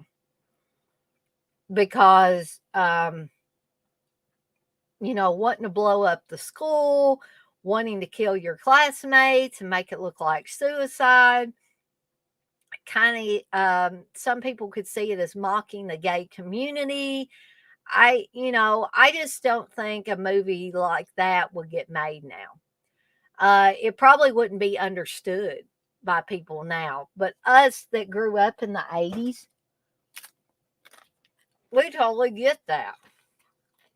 We get the dark humor. Yeah, John, you say, oh, hell no. The school bombing and the murders and all that, no way. But see, when we were growing up, when most of us were growing up, that was lightweight stuff. We didn't think about that. But you weren't hearing about school shootings every other day. And you wasn't hearing about severe bullying and just all these kind of things that we hear about almost on a daily basis now.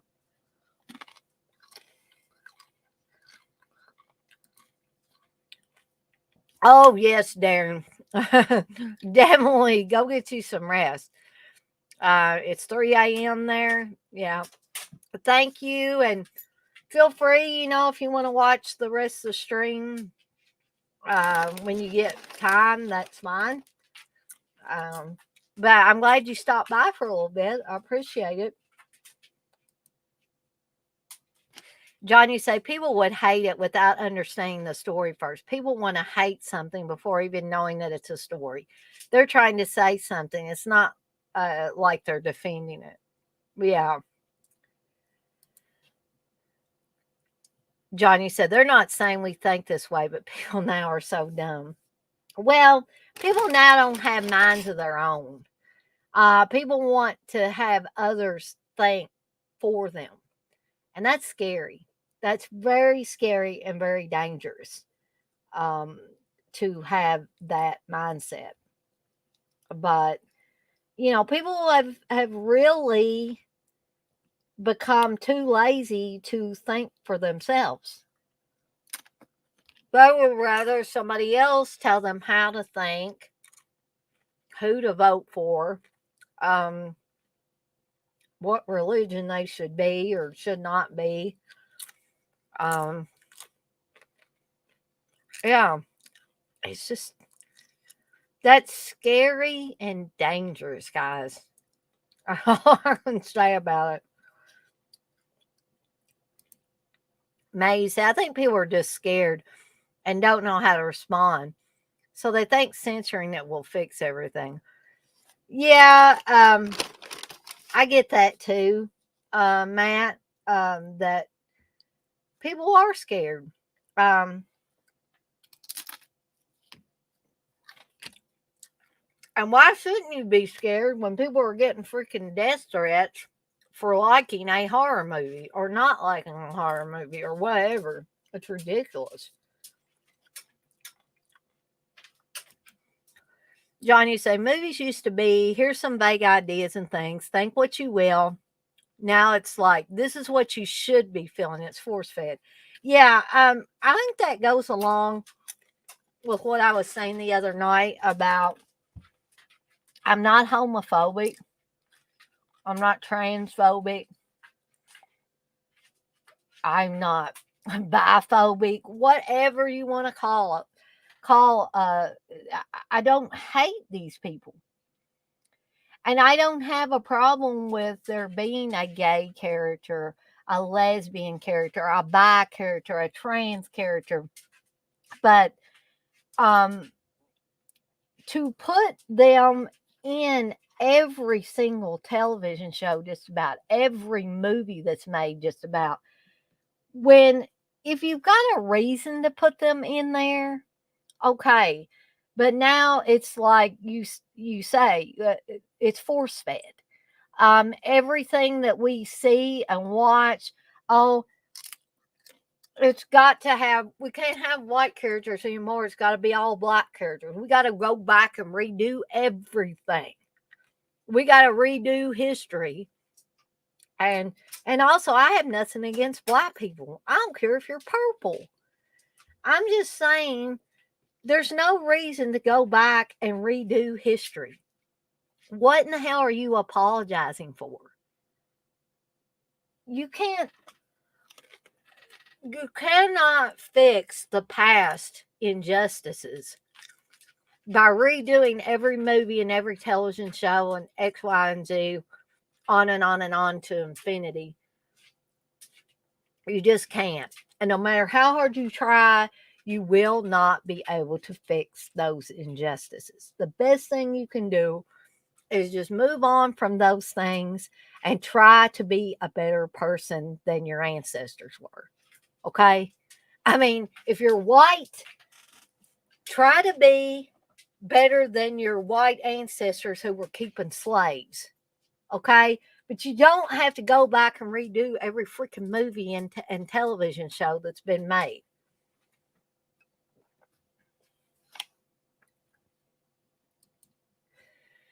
Johnny says it's just 2022 in film, sadly. Yeah, John, people say a lot of bad things about William Friedkin, but I agree with you. He was a master of letting people decide. A great filmmaker to me makes you ask a lot of questions versus immediately knowing what they want you to feel.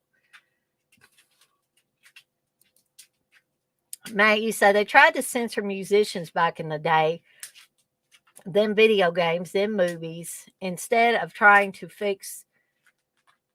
fixing the actual problems in our society. They'd rather put band-aids on everything if it's bringing in profits.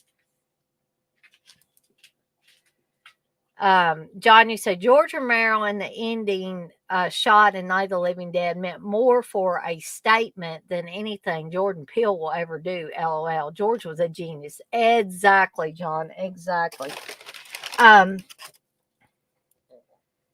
Yeah, I do think I like to Get Out. But anything else Jordan Peele has done or been associated with is just you know. I don't like to have my supposed entertainment force fed to me. And I've said this about cartoons. I noticed early on when things like Dora the Explorer and stuff came out, I remember asking, like my mom too, and asking other people. I was like, when did cartoons have to stop being fun and teach you lessons all the time? Like, when did that become a thing? It's just like it seemed to happen out of nowhere. And I was actually sitting down, and I guess some kids that I was around were watching Dora the Explorer or had it on the channel, and Dora the Explorer came on. And that show, literally, like, it'd be going la la la la la, it'd be going on doing its thing. And all of a sudden it would freeze frame the damn cartoon and say, what would you do in this situation? Or they would take a time out to like teach you something.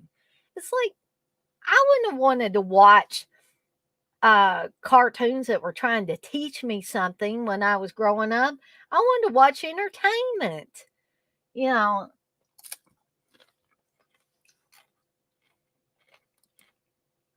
So John, you love Nope, and the rest was meh. Um. So anyway, Deadly Blessing. I think this is really, in my opinion, top of the line Wes Craven movie. Would highly recommend it. Again, guys, if you don't already own it, if you've never seen it but you're intrigued and want to see it, find a for free version first. But I think it's a really good film, a really good horror film with a lot of twists and turns. If you're a little bit squeamish about spiders, which I am, the scenes with Sharon Stone may kind of, there is one scene in particular where a spider drops out of the ceiling. I'm talking a big tarantula-sized spider into Sharon Stone's mouth. And during a nightmare sequence, and it's like, ugh, But overall, the film is really good, really well-paced, in my opinion, horror film. And if you want to see some of the stuff other than Hills Have Eyes and stuff that Craven did prior to Nightmare on Elm Street, this would be one to take a look at. May you say some of these newer movies are good, but they don't have replay value like the older flicks, in my opinion. I would agree. And to me, there's something really good about movies having rewatchability. Matt, you say they aren't fun to watch. It's mostly just cool effects, and that's all they got to offer. Some of the actors in the 80s B movies were more convincing than the big actors nowadays in films. I agree with that as well. Okay, so the next one is probably not one that a lot of you have watched or maybe even heard of. Arrow Video recently put this out on Blu-ray, and that is Deadly Games. Only he will hear you scream. So Steve Railsback is on this one. Is at his sinister best as a troubled Vietnam vet in 1982's Deadly Games, a tale of infidelity, madness, and murder from writer and director Scott Mansfield. So a mass maniac with a penchant for a monster-themed board game is playing his own twisted game with the women of a small American town. Each time the dice is rolled, another victim meets a grisly end. Returning home to mourn the death of her murdered sister, Keegan, played by Joanne Harris, befriends a local cop, Roger, and reclusive cinema projectionist, Billy, played by Railsback, but soon finds herself in the killer's sights. Originally entitled Who Fell Asleep, and I never saw it under that title. I didn't even know it under that title. Deadly Games is an intriguing early 80s slasher oddity which benefits from focusing as much on the development of its female lead cast as it does on its scenes of stalking and slashing. Available for the first time ever on disc, Arrow Video is proud to present this long overlooked creepy gem in a brand new restoration from the recently unearthed camera negative. Now, do I like this movie? Oh, heck yeah. I wouldn't have bought it if I didn't. I had seen it previously. As you can see there, the slipcover does have someone with a ski mask on, very similar to 1980s prom night, in my opinion. And I like the setup to this movie very much so. I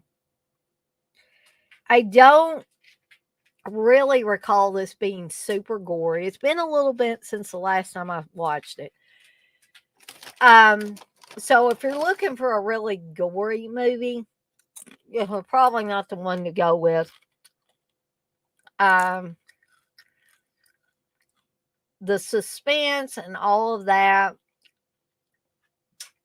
is great, in my opinion. The twists and turns along the way, the seemingly red herrings in this movie are great.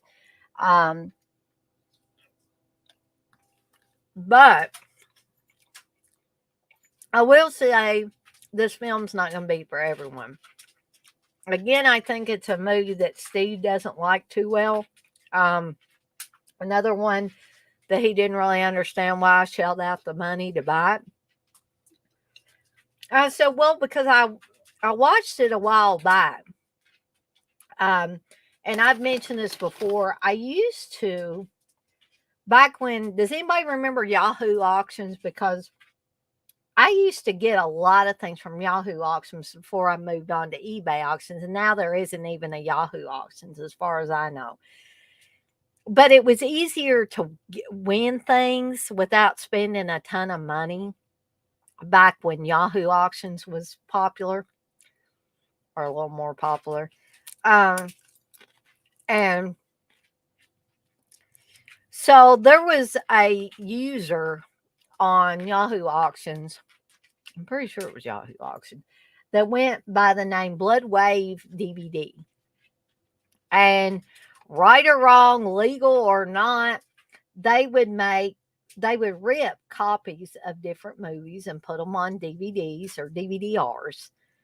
And they would sell them for a little bit of nothing, $5 or $6 a piece. So I would see what this person had periodically. Sometimes they would have a plot synopsis for them. Sometimes a title would look good, and I would go look it up. And if the plot sounded pretty decent, I thought, hey, for $5 or $6, I'll get it, I'll watch it. So this was one I remembered first watching in that way. I think it was, well, maybe I'm wrong on that. There was another movie called Deadly Intruder that I got that way, but I think I got Deadly Games that way as well. Okay. My brain's a little fuzzy nowadays, so I'm pretty sure that I got both of those movies that way. And I remember watching this one, but it had been so long ago, and over time, the DVD-R of this got where it wouldn't play. Okay. So when I found out that Arrow was putting this out in Blu-ray, I was like, well, here's my chance to get a pretty decent copy of it and kind of refresh myself with this movie. So the reason why I say it might not be for, excuse me, the reason why I say it might not be for everyone is because it does appear slow in spots. I'm not going to lie to you about that. But for me, it's far from boring. The runtime is 95 minutes, which for some of you may seem a little long for this type of film. And I agree, there could have been certain scenes that could have been tightened up a little bit. Perhaps they didn't need as much exposition in certain scenes. But overall, I find the movie decent, creepy in spots, and definitely worth a watch. Only if you either already have it and just haven't watched it, or you can get a for free version to watch.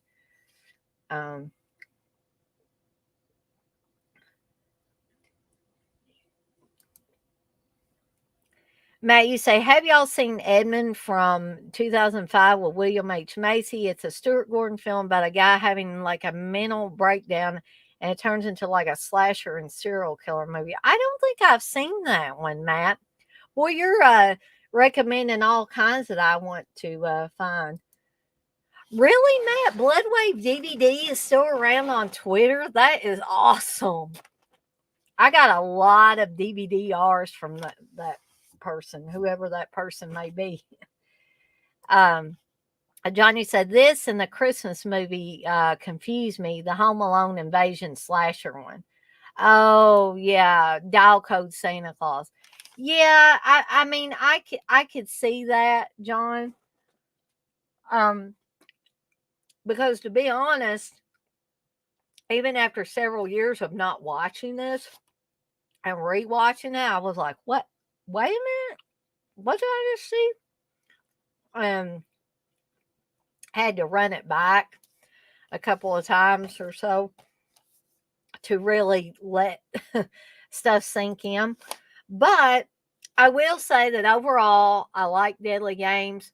I want to say this is a movie that CK also got, and I thought that he liked it pretty well as well. So, but I could be wrong on that. But I was thinking he did some kind of review or something on it. So anyway, that's Deadly Games. The next one, I believe I talked about on a Cheese Extreme Wednesday, and that's Deadly Spawn, Earth versus the Ultimate Eating Machine. Um, this is an Elite Entertainment Blu-ray that actually I think maybe I was given a gift card for my birthday, maybe from CK several years back. And this was something that I got with that gift card. Um, so, little plot synopsis on the Deadly Spawn. Two campers in the New Jersey woods have their outdoor fun interrupted by the arrival of a meteorite crashing nearby. They go to investigate the crater, but are suddenly attacked and devoured by alien parasites who have hitched a ride to Earth. After finishing off the campers, the hungry space monsters head for a nearby town where they make their domain in the basement of an old house and soon begin polishing off one hapless inhabitant after another. Four young teenagers plus one preteen boy try to find a way to stop the angry space monsters before they reproduce and literally eat humanity. And as you can see, this movie is very low budget, probably not meant to be taken 100% seriously. But I find it fun for those of you that like monster movies, alien movies, a little bit of those. I think you will find it fun, enjoyable. It's only 81 minutes long, so it's not going to take a lot of your time.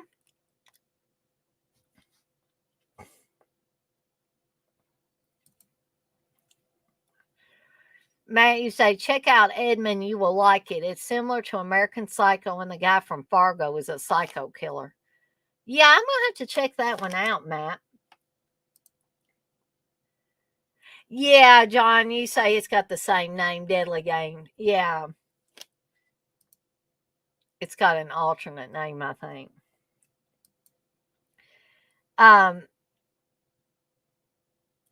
So Cool Ass Cinema said one of the best of its kind, possessing an aura and passion not unlike what is seen in the equally raw and savage The Evil Dead. Although I would say The Evil Dead is a much better movie than this, I did have a lot of fun with The Deadly Spawn, and I could see myself watching it again sometime soon.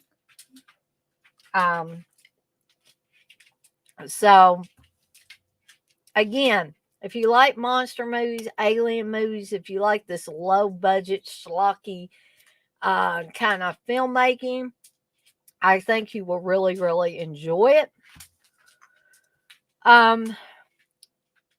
But again, if you do not currently already own it, do not rush out to buy it, please. I'm sure there's a for free version that you can watch somewhere. Perhaps even on YouTube. So anyway, I'm trying to go through these a little more quickly. So there's the Deadly Spawn. The next one is a Bob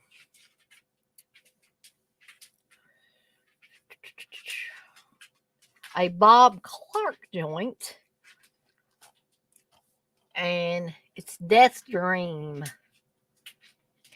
And this is kind of a I guess a little bit gorier version of the Monkey's Paw story. So it even says here in the plot, it says, in this shattering variation on the Monkey's Paw, grief-stricken suburban parents, Academy Award nominees John Marley of The Godfather and Lynn Carlin of Faces, refuse to accept the news that their son Andy, played by Richard Backus, has been killed in Vietnam. But when Andy returns home, soon after, something may be horribly wrong. Andy is alive and well, or is he? Produced and directed by Bob Clark, Black Christmas, and written by Alan Ormsby, Deranged, Death Dream was one of the very first films to confront the domestic ravages of the Vietnam War. More than 40 years later, it remains one of the most chilling horror films of all time. Death Dream was released under several different titles, including Dead of Night, The Night Walk, and The Night Andy Came Home.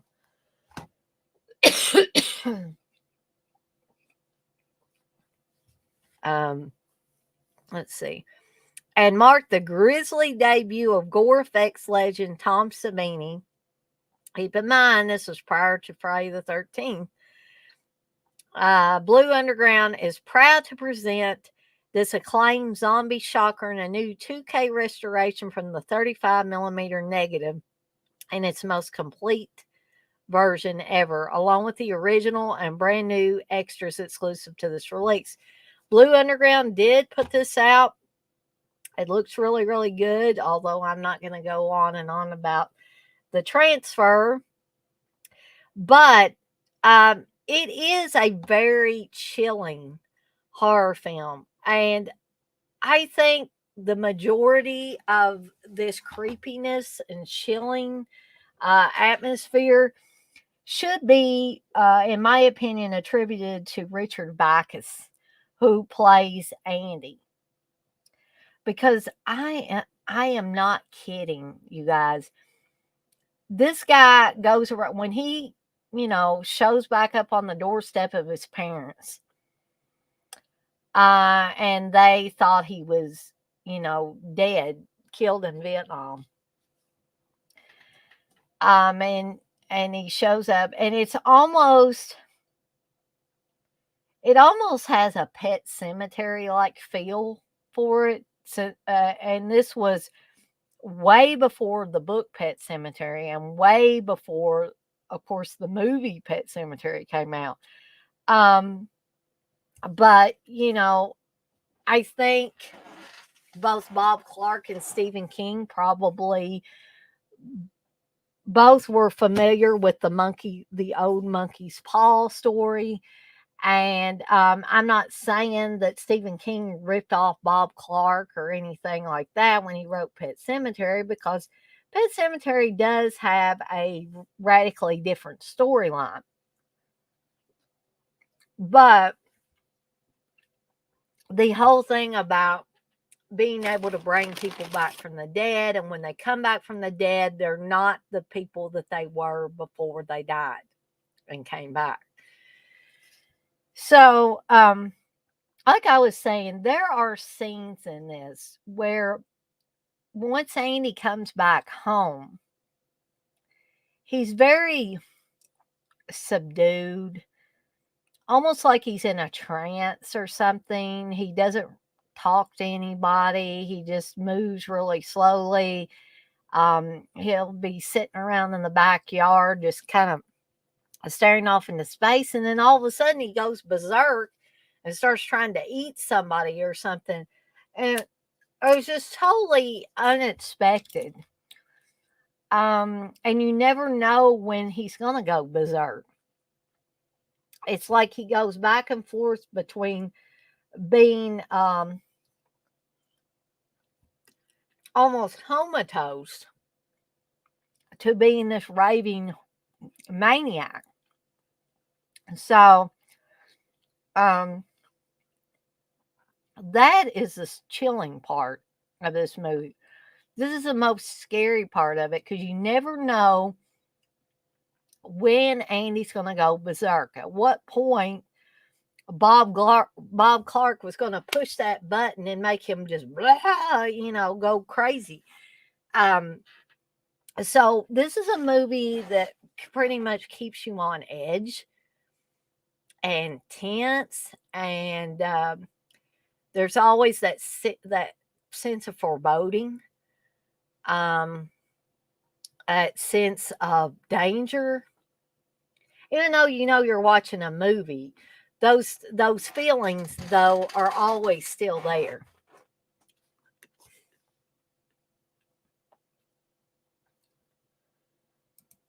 John, you say, oh shit, yes, Death Dream. Fun exploitation movie. It and Children Shouldn't Play with Dead Things is a good double feature. Oh, definitely, John. John, you say it's one of Bob Clark's famous Florida movies. You can always spot it, huh? Same with Porky's. Yep. And yes, this is the same man who later directed both Rhinestone and Karate Dog. I don't think I've seen either of those movies, though. Um, Bob Clark, as with many of our esteemed directors that we talk about in these streams, are responsible for a few stinkers along the way.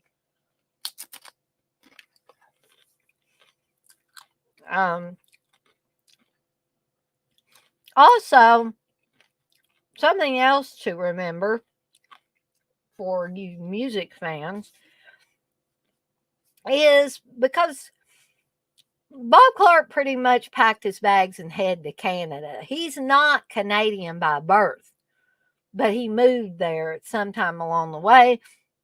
So a lot of his actors in his movies are Canadian. And a lot of the musicians he uses are Canadians. So Carl Zitcher, even though this was one of the Florida movies, Carl Zitcher, who's Canadian, did the music for this film. John, you say, I swear to this day, when I watch A Christmas Story, I now feel that creepy horror vibe during the Santa department store slide scene.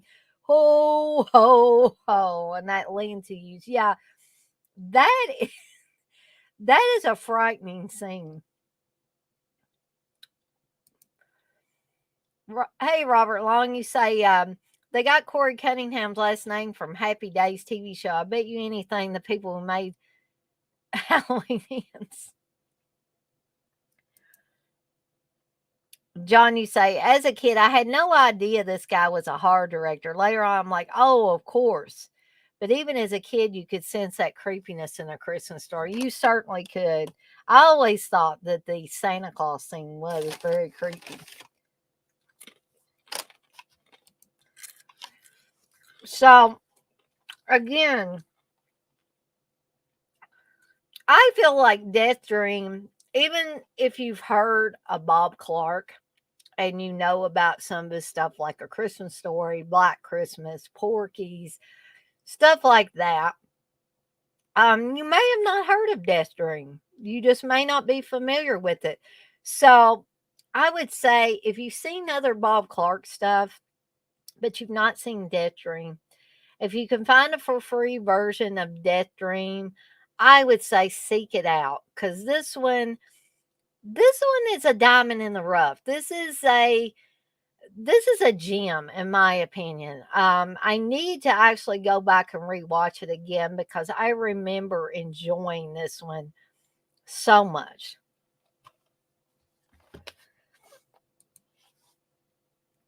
Maggie said they should have made a Christmas Story horror film. Ralphie starts hunting people with the Red Ryder BB gun. Robert Long, you say, I seen a Bob Clark movie, 1984, Dolly Parton, Rhinestone. Yeah. Yep. He did do that one. Okay. So the next one is another one that sadly Steve does not like. And we did a commentary for it a long time ago. Well, many moons ago. And Steve said he never wanted to watch that movie again. And again, when it came out on Blu-ray, he did not know why I bought it from Arrow. But again, guys, a lot of this was a nostalgia thing. And that's Death Screams, aka House of Death. The original title I saw it under was House of Death. And if I remember correctly, it was pretty much a blind buy. I got it on VHS. I just like the plot to it. But let me tell you this, guys. At least on the back of the VHS, for any of you that ever saw the VHS under the title House of Death,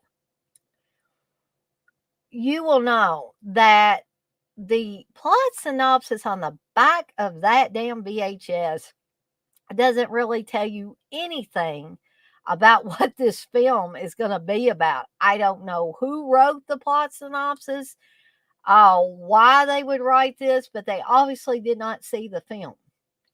Uh, so, because it all talks about somebody who was left out of the festivities as a child, and now they're slicing childhood friends to ribbons.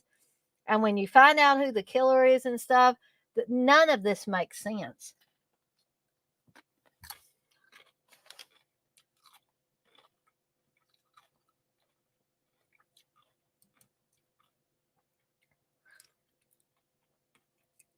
Robert Long, you say 1983 Kid Code was a good movie? I don't think I've seen that. Johnny saying, I'm on the fence on Black Christmas 4K. I just got the Blu-ray 2 years ago. Same with Children Shouldn't Play with Dead Things in that 4K. I'm sick of rebuying. Well, John, Steve didn't want to tell me, but he knew that I probably would find out about both Black Christmas and Carrie coming to 4K, which I probably should have been more like you and thought before I just, jumped and pre-ordered it. But Steve said something about Carrie came with a cool case or something like that if you got it from Scheme Factory. And I went and looked, and you can get the steel books from Amazon, and it's cheaper, or I think it's a little bit cheaper. And they were offering a poster and those enamel pins and stuff. And I'm like, jeez, I don't need that stuff. I'm not paying $100 to get this stuff. So I just, pre-ordered both of them on Amazon. John, you say, I can't defend death screams, but I hate each their own. That's okay, John. John, you say, I may use this as a reason to buy Carrie. I don't have it. There you go. So let me give you a little plot synopsis about death screams, which this plot synopsis is definitely more appropriate than the one on the back of the old VHS.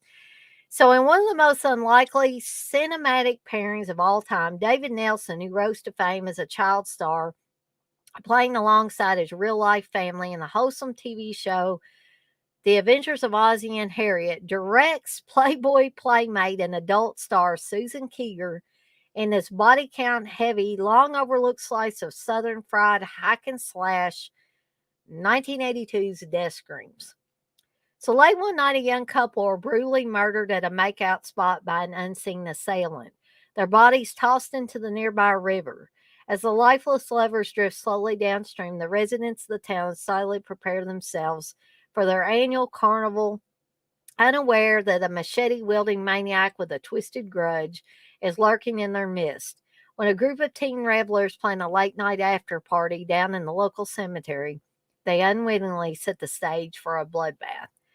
Death Screams, which was released on US VHS as House of Death and on UK DVD. Now, Darren would probably be able to tell you guys this, with the reels in the wrong order.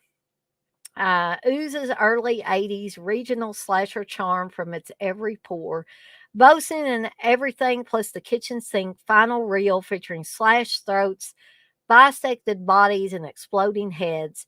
At long last arriving on Blu-ray and lovingly restored from the only known existing 35mm print, this little scene slasher classic is ready to carve its way into the bleeding hearts of horror fans everywhere. So, I fully respect John, and he says he can't, when he says I can't defend death screams, but hey, to each their own. But I love this movie, and I love it that the reels are in the right order. We didn't get that, unfortunately, like the UK released. I love it that it's on Blu-ray now, and I love it that the plot is pretty much correct on the back of this. So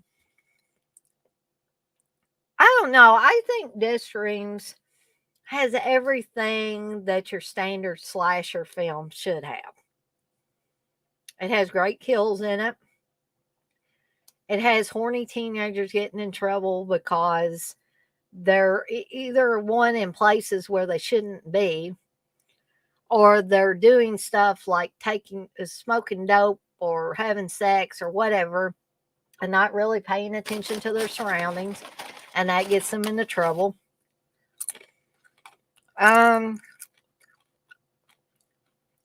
You got a killer who, I don't know, feel free to prove me wrong on this for some of you others that have seen it. But the first time I watched this movie, I didn't know who the killer was until the end. Now, I'm not going to tell you guys who the killer is because I don't want to ruin it for anybody that hasn't seen this that might be thinking about watching it. But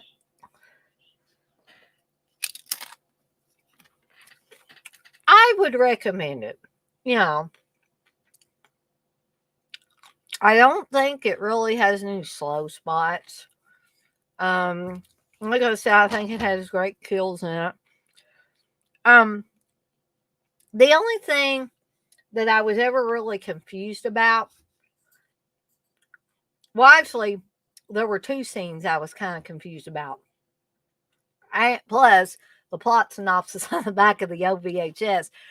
But the scene at the beginning where the two, why they're wanting to have sex on a motorcycle, I don't know.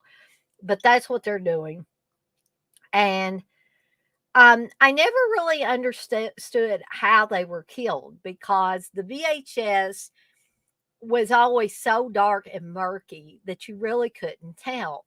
It looked like they were being strangled or something, but a train was going across the tracks above them.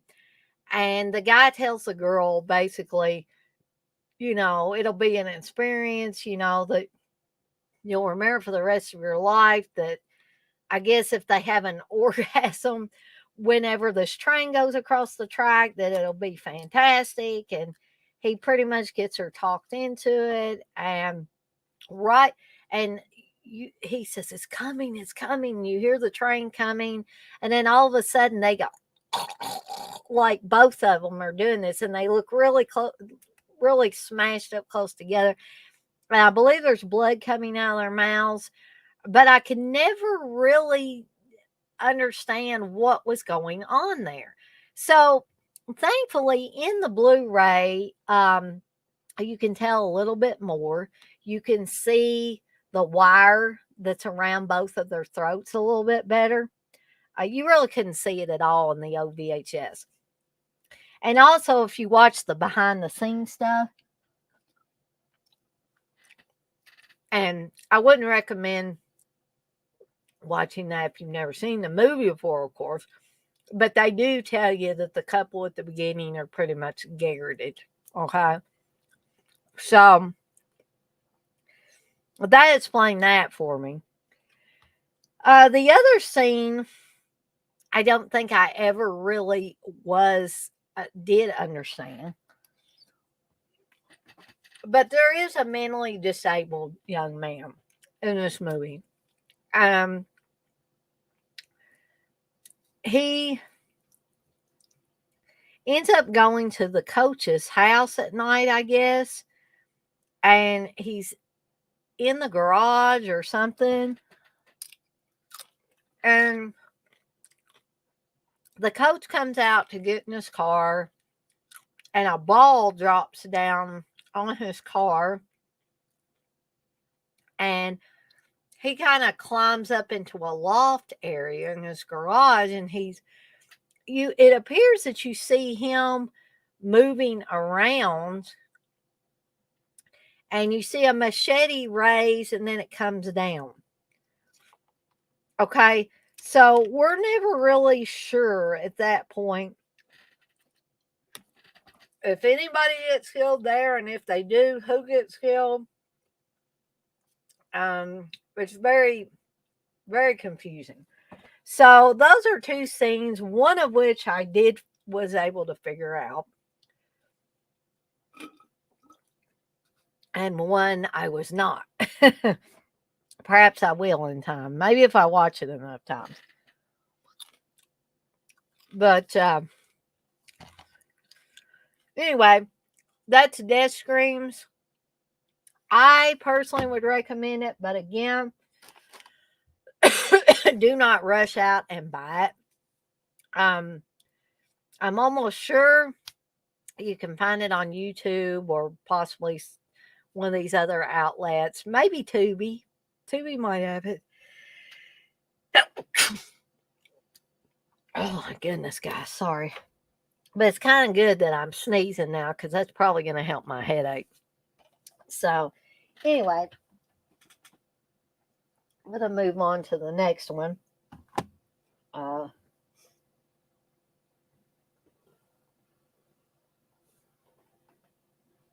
Play something.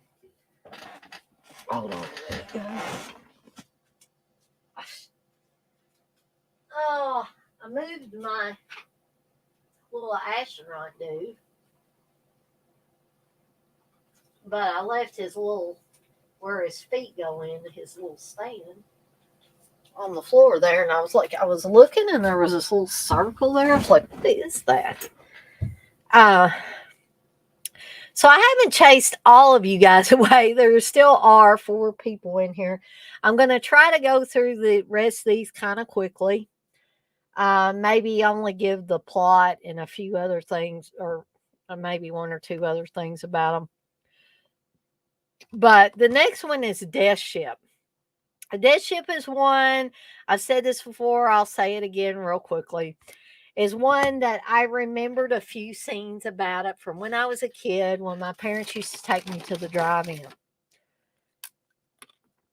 And this movie still, to this day, some of the scenes kind of creep me out. So, Academy Award winner George Kennedy stars with Richard Crenna, Nick Mancuso, and Saul Rubinek in this terrifying tale of a possessed ship searching for new victims on the high seas. An ocean liner carrying vacationing passengers collides with a mysterious freighter. The handful of survivors seek refuge aboard the sinister freighter, which turns out to be possessed by the evil forces that once commanded it. It basically is a Nazi interrogation ship. The Death Ship has a life of its own. Pray you are never rescued by the Death Ship. Now see it in widescreen from a brand new HD master. Now, you guys are going to think I'm crazy. I have both. This is the Scorpion release. I also have the Code Red release. Not a whole lot of difference between the two, but I think that the Scorpion release of the transfer is slightly better, in my opinion. So, I would recommend Death Ship. Got a lot of creepy moments, creepy atmosphere. It has both, it has George Candy, Richard Crenna, and Nick Mancuso all on it. Those of you that Nick Mancuso is a familiar name may remember Nick as primarily the voice of Billy in Black Christmas, the original Black Christmas, of course. Although I'm not sure how many of those weird phone calls Nick Mancuso actually participated in.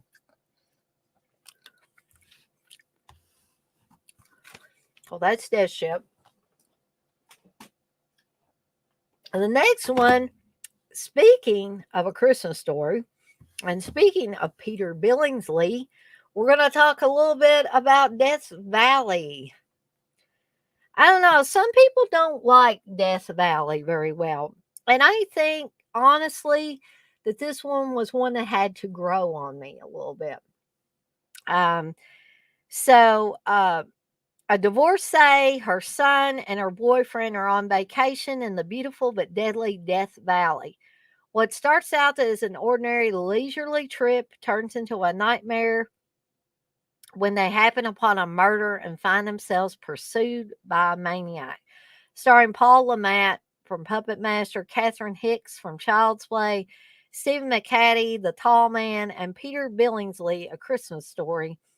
Death Valley will scare the life out of you. Now, this is a movie, in my opinion, that seems to have a very sinister, dark atmosphere with throughout the whole film. Some people may find the film a little slow, but I always thought of it as just a building up to those final scenes. I think Peter Billingsley, as young as he was in this, is really great playing Catherine Hicks' young son. And I think this is a movie that really keeps you going, really makes you on edge most of the time. And some people might not like that feeling. They might say, hey, Dana, I don't like the feeling of being on edge all the time. Well, I totally get that.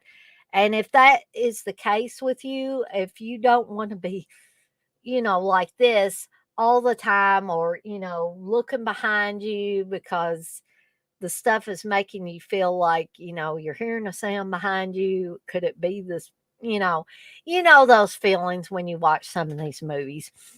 I mean, for instance, when I watch Kingdom of the Spiders, that's not a slasher movie, but um I don't like spiders. So when I'm watching that, I can almost imagine those little critters crawling on me or something like that. And I think other people that are scared of rats or don't like cockroaches or any number of dastardly little critters, when they watch one of these types of films, um, they get the creepy crawlies pretty much. So, I think all of us at one time or another have been fearful of, somebody doing something bad to us, some unknown person who is deranged in some way that wants to cause as many people harm as they can. So, although horror films are primarily meant to be fun roller coaster rides, we are human beings. And so we are going to feel, you know, you'd be looking behind you and stuff like that. But if you don't like that feeling, then something like Death Valley is probably not the movie for you. If that's going to make you too uneasy to watch something like that. But you have those scenes where Peter Billingsley ends up in that RV and he knows something's not right, and things just kind of go from there. And you see this foreboding figure that's stalking him and his mom and his mom's boyfriend during the entire movie. And sometimes you're so like this that you think something's going to happen, and then maybe something doesn't happen, and then you calm down a little bit, and then it starts right back over again. But Death Valley does that over and over within this movie. So that's why I say if that feeling really really bothers you and you don't get any entertainment value out of something like this, then maybe this isn't the movie for you. But I personally, I enjoyed it, and still enjoy it. It's one that I need to go back and rewatch again here soon. So, John, you say, I watched Death Valley a few years back. I liked it okay. So anyway, we're going to move right along to another movie that I'm not going to go on a whole lot about because I feel like I've already talked about it a bunch of times in other streams, and that is Dario Argento's Deep Red. This is the Arrow 4K release that came out not very long ago. But again, I'm not really talking about the transfers on here. Um, but Deep Red is one of my favorite Argento films. Um, some big Argento fans may think it's blasphemous that I say I like this better than Suspiria. But here's something that you might consider even more blasphemous. I consider take some of these early ones as Deep Red, Tenebrae, and Suspiria. And you're probably thinking, oh my Lord, Steve would, if he had a wig, he would flip it because he likes Tenebrae okay. But I think definitely Suspiria for him would be a little farther up the ladder than that. And I don't know for sure, but Steve may possibly, I'm going to have to ask him just to make sure. Steve may possibly like Suspiria more than Deep Red, but don't hold me to that. I'm going to try to remember to ask him. But because I feel like I've talked a lot about this, I'm not really going to go into the plot of Deep Red. If you want to know the plot of Deep Red, there are many, many other streams I've done where I talk about the plot of Deep Red. So I'm not going to do that to save time, mainly. But I do, especially if you like Giallo films, if you love Argento films and you've not seen this one, I would definitely give it a try. Don't rush out and buy it, of course. But if you can watch a for free version, definitely I say go for it. And if it's been a while since you watched Deep Red, I say, pull this sucker back off the shelf. I think you will be happy you did. If not, please let me know in the chat of one of my other streams. So the next one, guys, this is really not a great movie, but it's kind of a fun little time waster, I guess. And it's kind of in that rape revenge series of films, and that is Demented. So, after surviving a brutal and devastating assault, Linda Rogers is institutionalized in order to deal with her intense trauma. By the time she is finally released, her attackers have been brought to justice and imprisoned, but the psychological scars remain.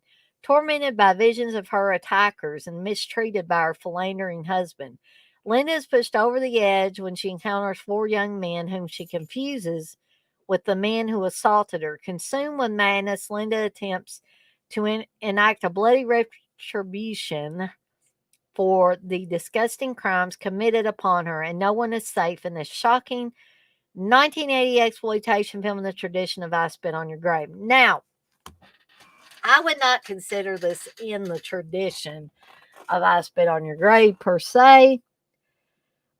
This is presented by Sandy Cobe, who a lot of you guys will remember was responsible for putting out the Lights of Terror on tour, Home Sweet Home, and actually the lead female character in here is on Home Sweet Home. Um, and oh gosh, trying to remember here.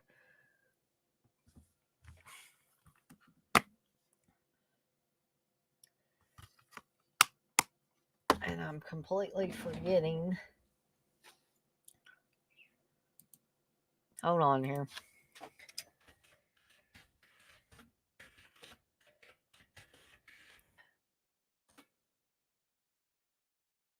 Oh, yes.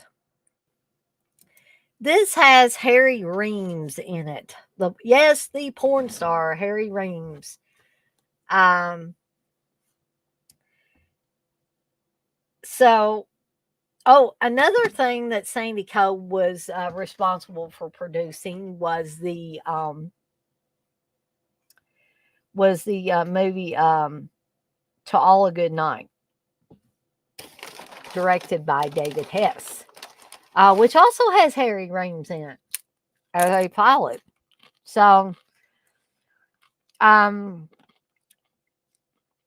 not a good film by any stretch of the imagination, but just a little, exploitation time waster. It might be slightly long, running at 92 minutes. Um, and Steve, I think, thinks it's a little goofy and far fetched and all that business. Um, I just find it fun. It was another one that he couldn't understand why I bought it. But I say, if you never seen it, can find a free version, I'd recommend it. I mean, if you can watch it for free, it's not hurting you any. Um, and John, you say, yeah, you can't really say anything bad about Deep Red. I haven't heard anybody say anything bad about Deep Red. If they did, it's fine. But yeah, I would agree with that. Um, and guys, I know I've been on here for over 3 hours. I'm down to 3 people, but I want to finish all these movies in my stack, and I'm going to try to do so as quickly as I can. So Demons 1 and 2 is the next one in my stack. So Demons and Demons 2, the horrific splatter classics produced by Dario Argento and directed by Lamberto Bava, come to North American home video and brand new spectacular 4K restorations. Now, Steve has the Arrow version. I have the Synapse version. So in Demons, a masked man offers tickets to a horror movie sneak preview at the mysterious Metropole Cinema. When a patron is scratched by a prop displayed in the theater lobby, she transforms into a flesh-ripping demon. One by one, the audience members mutate into horrible creatures hell-bent on destroying the world. Can anyone escape this gory orgy of terror? In 1986's ambitious sequel, Demons 2, the apocalyptic terror continues. A televised horror film spells doom for the residents of a luxury high-rise apartment as demons are unleashed to the TV screen at a young girl's birthday party. As more and more residents are infected and transformed into bloodthirsty demons, a young couple fights to survive as they try to escape hell on earth. And that is Demons 1 and 2. If you've never seen these, can find a for free version. Oh man, seek these things out. The first Demons is my favorite of the two, but I enjoy both of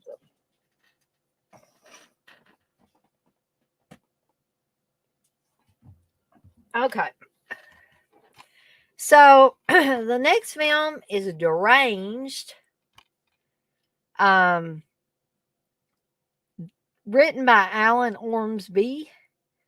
Directed by both Jeff Gillen and Alan Ormsby. And actually, Tom Savini did special effects work on this one. This is kind of loosely based on Ed Gein. So, real life Wisconsin serial killer Ed Gein inspired many distinguished films, including Psycho, The Silence of the Lambs, The Texas Chainsaw Massacre, but none is quite as disturbing as Deranged. This movie is quite disturbing, and one of the main reasons is Robert's Blossom, who you may remember from films like Christine, where he plays Roland LeBay, or George LeBay. I think it's George LeBay, the guy that sells Christine to Arnie. Um, and also from Home Alone, as the kindly old man who helps Kevin out when he really needs it the most. Two very different characters. So Robert's Blossom gives an alarmingly convincing performance as rural eccentric Ezra Cobb, whose mother's death unhinges him to the point where he not only lovingly preserves her corpse in the living room, but also goes out to find friends to keep her company, not all of whom are dead when he finds them. Perversely, Ezra's more worried about what Mother would say about his various activities than he is about the prospect of being found out. Indeed, like Gein, he's cheerfully open about his activities when visiting friends, but no one believes him. Like Carnival of Souls and The Honeymoon Killers, this is one of America horror cinema's great one-offs, an eerie, genuinely unsettling, but also darkly comic experience. I honestly would recommend Deranged if you have not seen it. This is an Arrow release of it. Some of you may be thinking, well, Danny, this is going to be kind of hokey, but it's not really. And I think the reason why, again, is having Robert's Blossom play the Ezra Cobb character. The other part of what makes this a little more creepy than some is that they have an actor at the beginning of the film and maybe at the end who comes out sort of like a journalist or something and talks about Ezra Cobb. And it sort of adds a kind of a sense of realism to the movie, which to me makes it a little more creepy. But that's Deranged. The next one is a newer movie. It's Stephen King related. It's a sequel to The Shining, and that is Dr. Sleep. And I was really surprised by how much I like this movie. Of course, I did read the book. I was really excited when I found out Stephen King was writing a sequel to his novel, The Shining. Um, Something that may be a little confusing to people is this. The the connections between The Shining and Dr. Sleep in film version actually seem to be connected with Kubrick's adaptation of King's The Shining, which is kind of strange because King always said that he hated Kubrick's version of The Shining. He's been very vocal about that over the years, but I heard that Stephen King really liked Dr. Sleep. So perhaps maybe King has mellowed over the years about it. So this pretty much concentrates on Danny or Dan Torrance from The Shining and the trauma that he endured as a child at the Overlook Hotel. He in turn became an alcoholic like his father was, but he is trying to beat his demons and make his life better. So, um, but what this also has is some villains who were not introduced in The Shining, but they are a group. They look like a group of gypsies or something, kind of led by Rose the Hat, they call her. And what she does is basically seeks out children who have the shining, like Danny or Dan had when he was a child. And there is a girl that really has it strongly, like like Dan did as a child. And so Dan and Abra, I think's her name, begin this telepathic psychic communication with each other, and he gets to know her and care about her as if she were his own daughter. And then when he finds out that this group is after her, and basically what they are is almost like vampires. There's like psychic vampires that suck the power of the shining out of these children and kill the children in the process. But that's how these people live. That's how they keep from getting real old or sick or dying, is to do this. So it's kind of up to Dan to stop them. So not only is this a scary story, it's a very heart wrenching story as well. Really, really well made.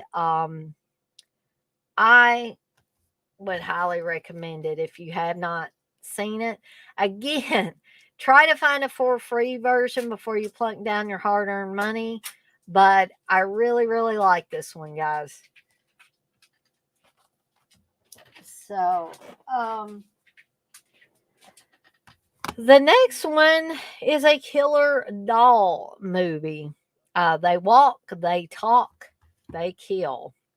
It's simply called Dolls. This is directed by Stuart Gordon, from the people who brought you Reanimator. They're cute, they're cuddly, and they kill. From horror director Stuart Gordon, producer Brian Yuzna, and screenwriter Ed Naha, comes this fiendish nightmare that combines the pint-sized playmates of childhood with bone-chilling fun, resulting in a bloody bonbon you can chew with relish. And that's what the Los Angeles Times said. So a precocious girl, her nasty parents, two punk rock losers, and a weak-kneed salesman inadvertently become the guest of two ghoulish senior citizens in their dark, haunted mansion. The old couple makes and collects dolls that, when not sitting still like good little mannequins, creep around in the night, offing the guests one by one. You may laugh at first, but if they turn on you, you'll regret it for the rest of your short life. Guy Rolfe, Puppet Master 3, and Mr. Sardonicus, Stephen Lee, Robocop 2, and Carolyn Purdy Gordon, Reanimator from Beyond, as well as being Stuart Gordon's wife, star in this bloody good terror trap that delivers its frights, fun, and fantastic effects in equal measure.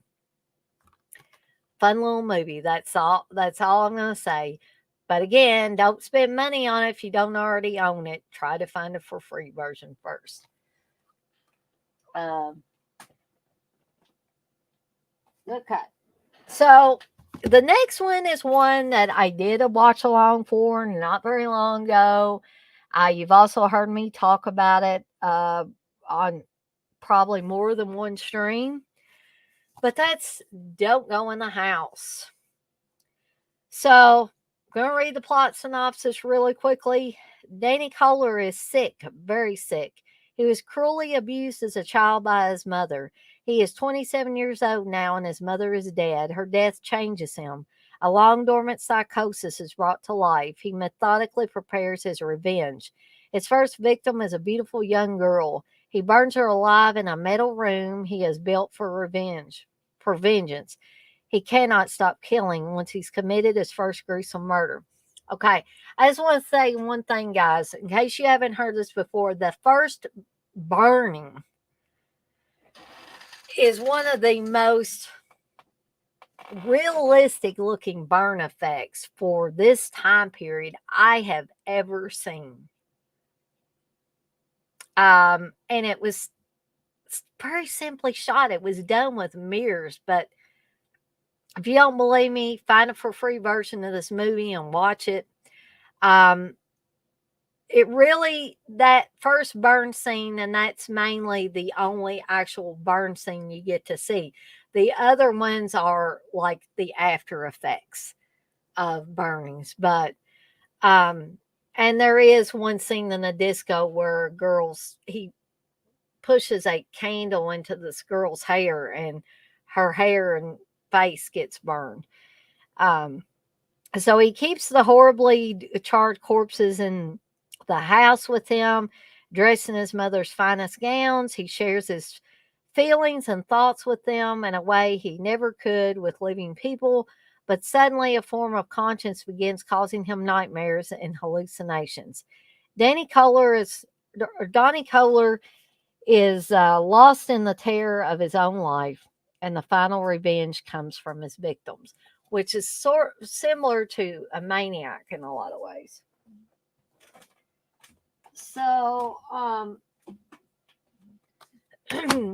we're going to have at least a couple that I have talked about in Cheese Extreme Wednesdays. So, again, I'm not going to go on about them a whole lot. But don't go in the woods alone. Actually, I think the actual title is Don't Go in the Woods. This is director James Bryan's 1981 cult classic. A group of obnoxious campers, and yes, they are very obnoxious, venture into the wilderness for what they assume will be a fun filled weekend. Unknown to them, a bloodthirsty maniac is hiding in the woods, watching their every move and violently killing them one by one every chance he gets.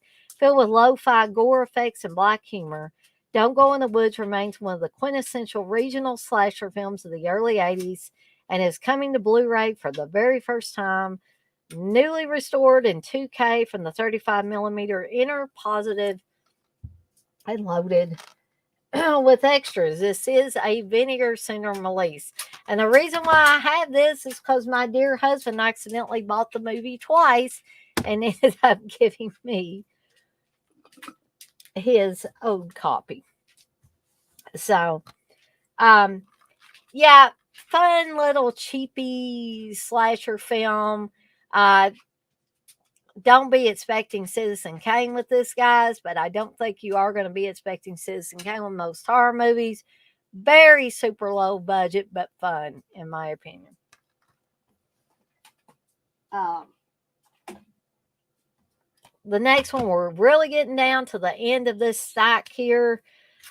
This next one is another one that I talked about on the Cheese Extreme Wednesday, and that is Doom Asylum.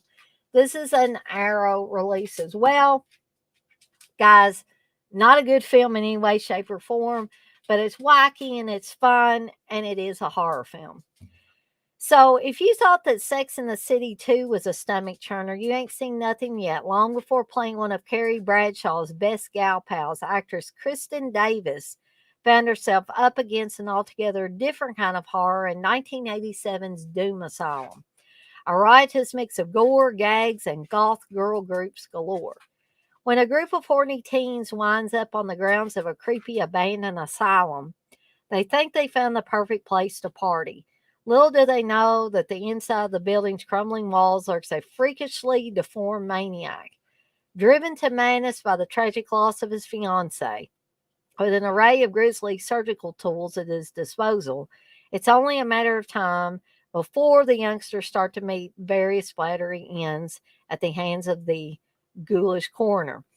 Now, I always thought that this was similar to Phantom of the Mall, Eric's Revenge, and here is why. It's helmed by director Richard Friedman, who also did Phantom of the Mall, Eric's Revenge, and Scared Stiff, and starring Penthouse pet Patty Mullen, a Frankenhooker.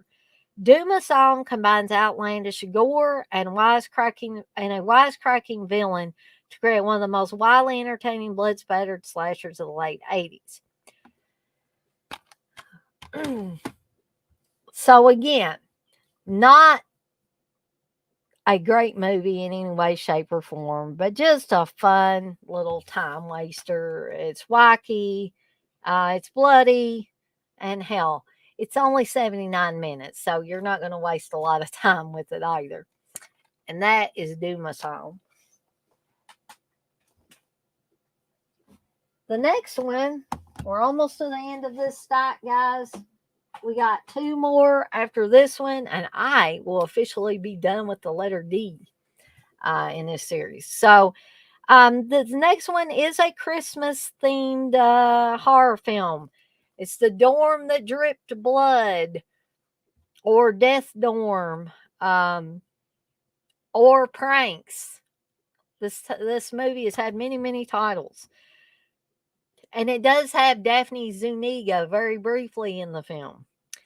So, on the eve of Chris's vacation, a college dormitory stands condemned. The dark halls, now vacant and unsafe, student Joanne Murray and her close friends volunteered to help close down the building.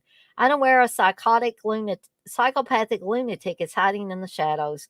As the students disappear one by one, Joanne discovers the horrifying reality that if she is to survive, she alone will have to find a way to slay the brutal murderer. If you think you've seen this film totally uncut, think again.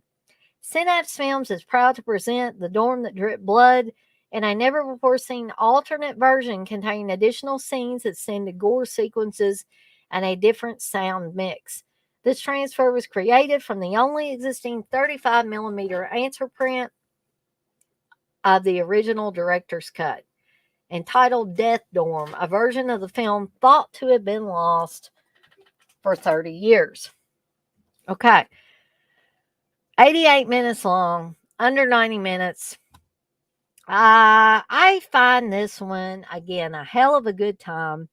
And there is one scene in this where it almost looks a little too realistic. I mean, I know they didn't really drill a guy's head, but it looks really good. The special effects look really good in that scene. This is also a movie. I'm not going to tell you how or why or anything like that, but that things don't end up all nice and neat and tidy and happy and all tied up with a little red bow. Okay. Um, the movie ends darkly, in my opinion, and as some of these movies should. You can't all have them all, like I said, be nice, neat, and tidy and happy and all tied up with a little red bow. Even though it is a Christmas horror movie, you can't do that. So I find this one fun on a lot of levels. The first time I saw it, I didn't know who the killer was. Now, some of you may be able to figure out who the killer is. If you do, you're better than I was at it. So the first time I saw it, I could not figure it out. It does have a few red herrings in it.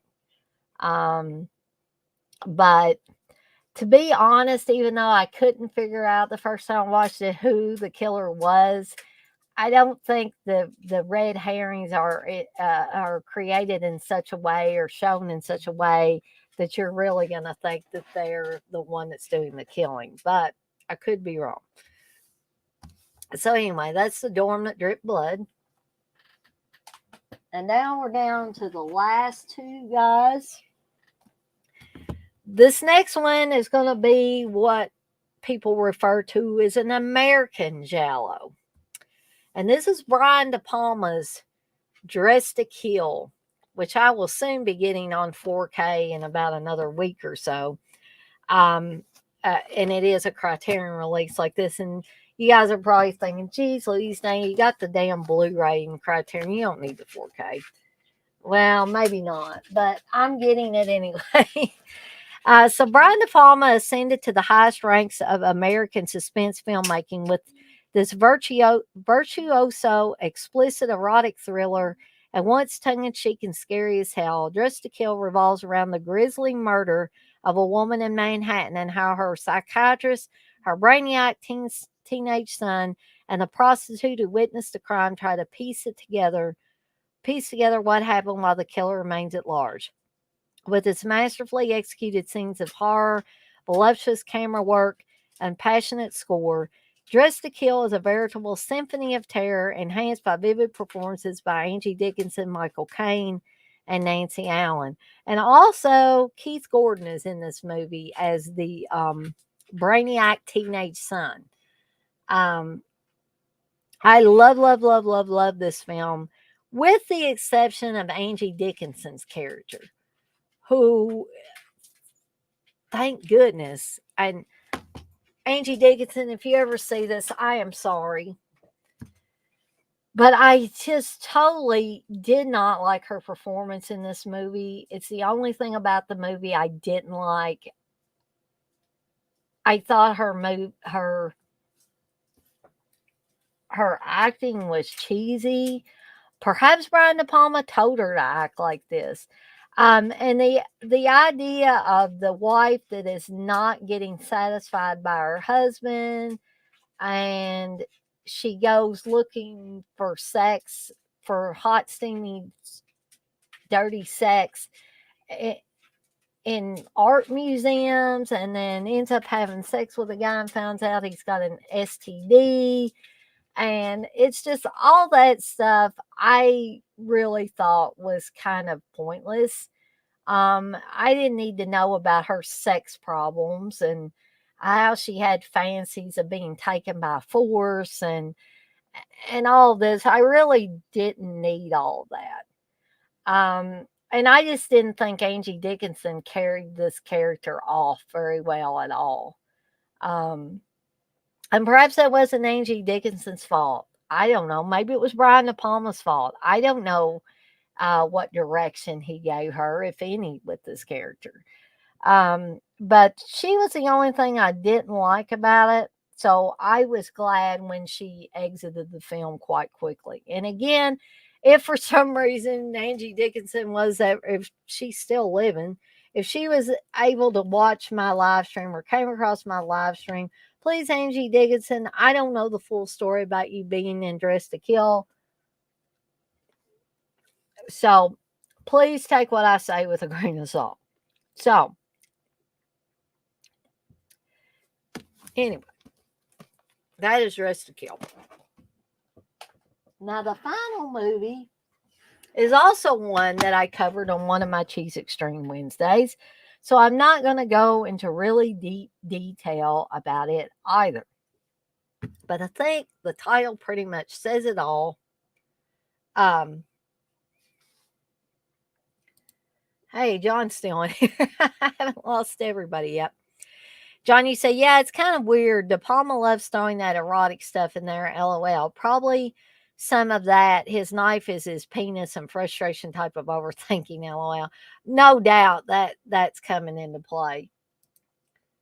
Yes, it is a good movie, though. Yes, I do agree. Oops, sorry. I keep clicking on the wrong one. John, you say, I always laugh at that extreme overthinking of slashers. Can't it just be crazy mofos killing you? Exactly. That's something I say a lot of times, or something in a similar vein. But so like I said, the title pretty much says it all, and that's Drive-In Massacre. You'll pay to get in and pray to get out. Severin put this out. It's another one that Steve looked at me like I lost my freaking mind because I bought it on Blu-ray. So let's get a little plot synopsis on this, shall we? So grim, bloody, and incredibly entertaining, MondoExpolitos.com says. So the sleazy 70s slasher classic restored and remastered for the first time ever. It was one of the few true slasher movies to predate Halloween and Friday the 13th. It remains the closest you'll ever come to an actual seedy 70s drive-in experience.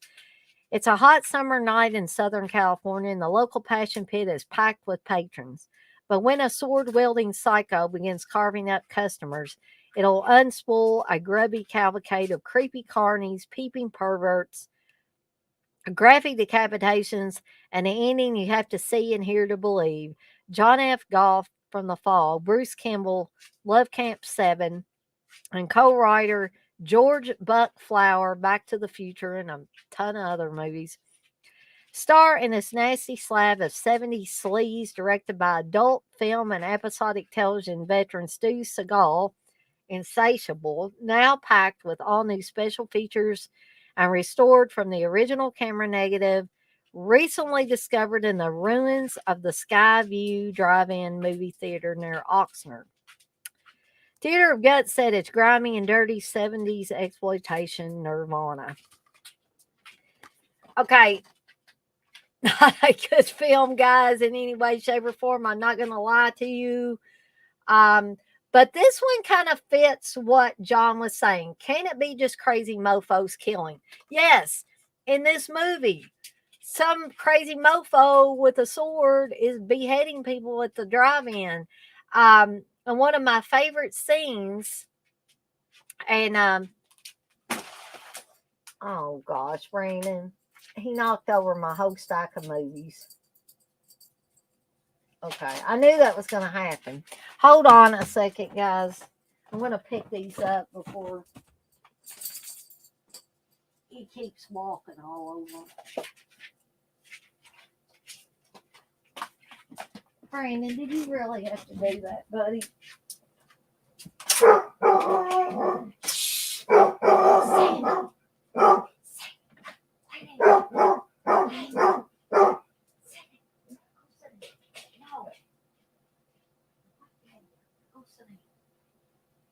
Sorry, guys, for fussing at my dogs, but Sammy gets loud.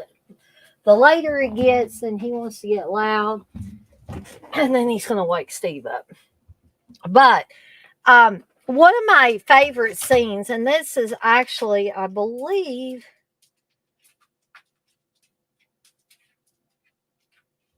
it is Janice Blythe, or Blythe, how you pronounce her name, from The Hills Have Eyes, the creepy, one of that creepy clan that really has pretty much a heart of gold. I believe this is her. I'm pretty sure.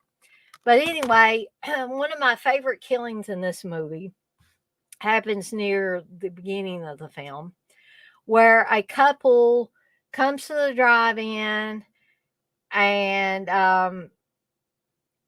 they're going to get married and they're going to move into, or maybe they're already married, but they're going to move into their new house together, start their life together the next day. So they want to, for old time's sake, she wants to have one last row in the hay in the back seat at the drive-in. Okay. So I don't know. This must be the weirdest guy on the planet. Because mostly, I hate to say this if some of you guys out there watching this are not like this, but most of the time guys are horny. And most of the time they'll have sex anytime, all the time, day or night, whatever. But this guy in this movie just seems more interested in watching whatever this damn movie is that he has seen a bunch of times. And he's like, I just got to hear this. I just got to hear this. And so he is trying to reach for the speaker to get it closer to him so he can hear the dialogue from this damn movie.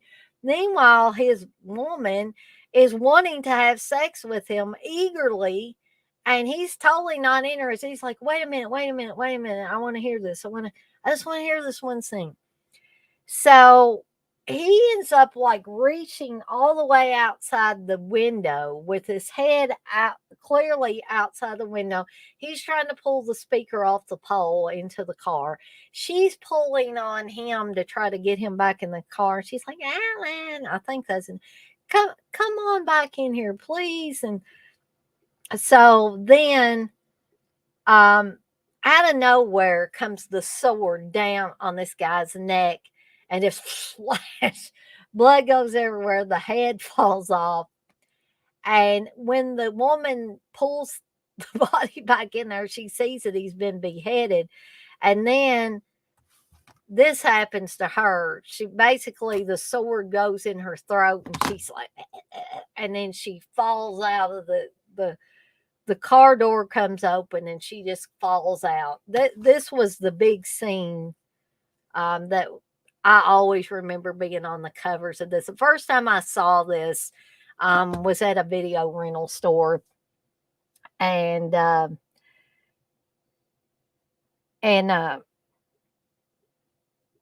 was the cover that I saw with the chick, hanging outside of the car door. Yes, John. One of the cops in this was also in the fog. That was actually John Golf, I think. Yeah, John Golf. He plays Al, one of the drunk guys that gets killed in the fog attack with Buck Flowers. Yes, he does. And I believe him and Buck Flowers were really good friends. Yeah. Yeah, you're right, John. You say, I think him and Buck were friends, so that fog connection is probably from that. So, yeah, I think you'll have a lot of fun with this. Buck Flower is actually in this as a crazed guy in a scene that takes place midway through the movie, and I don't know why it's there because it really has nothing to do with the rest of the film, but it's great because Buck Flower is always great. But this came out in 1976, so it's as old as I am. It's 46 years old now. But this is a fun little movie, guys. Not a great piece of cinematic history or anything, but just fun. Just fun. That's all I'm saying. Just wacky good fun. So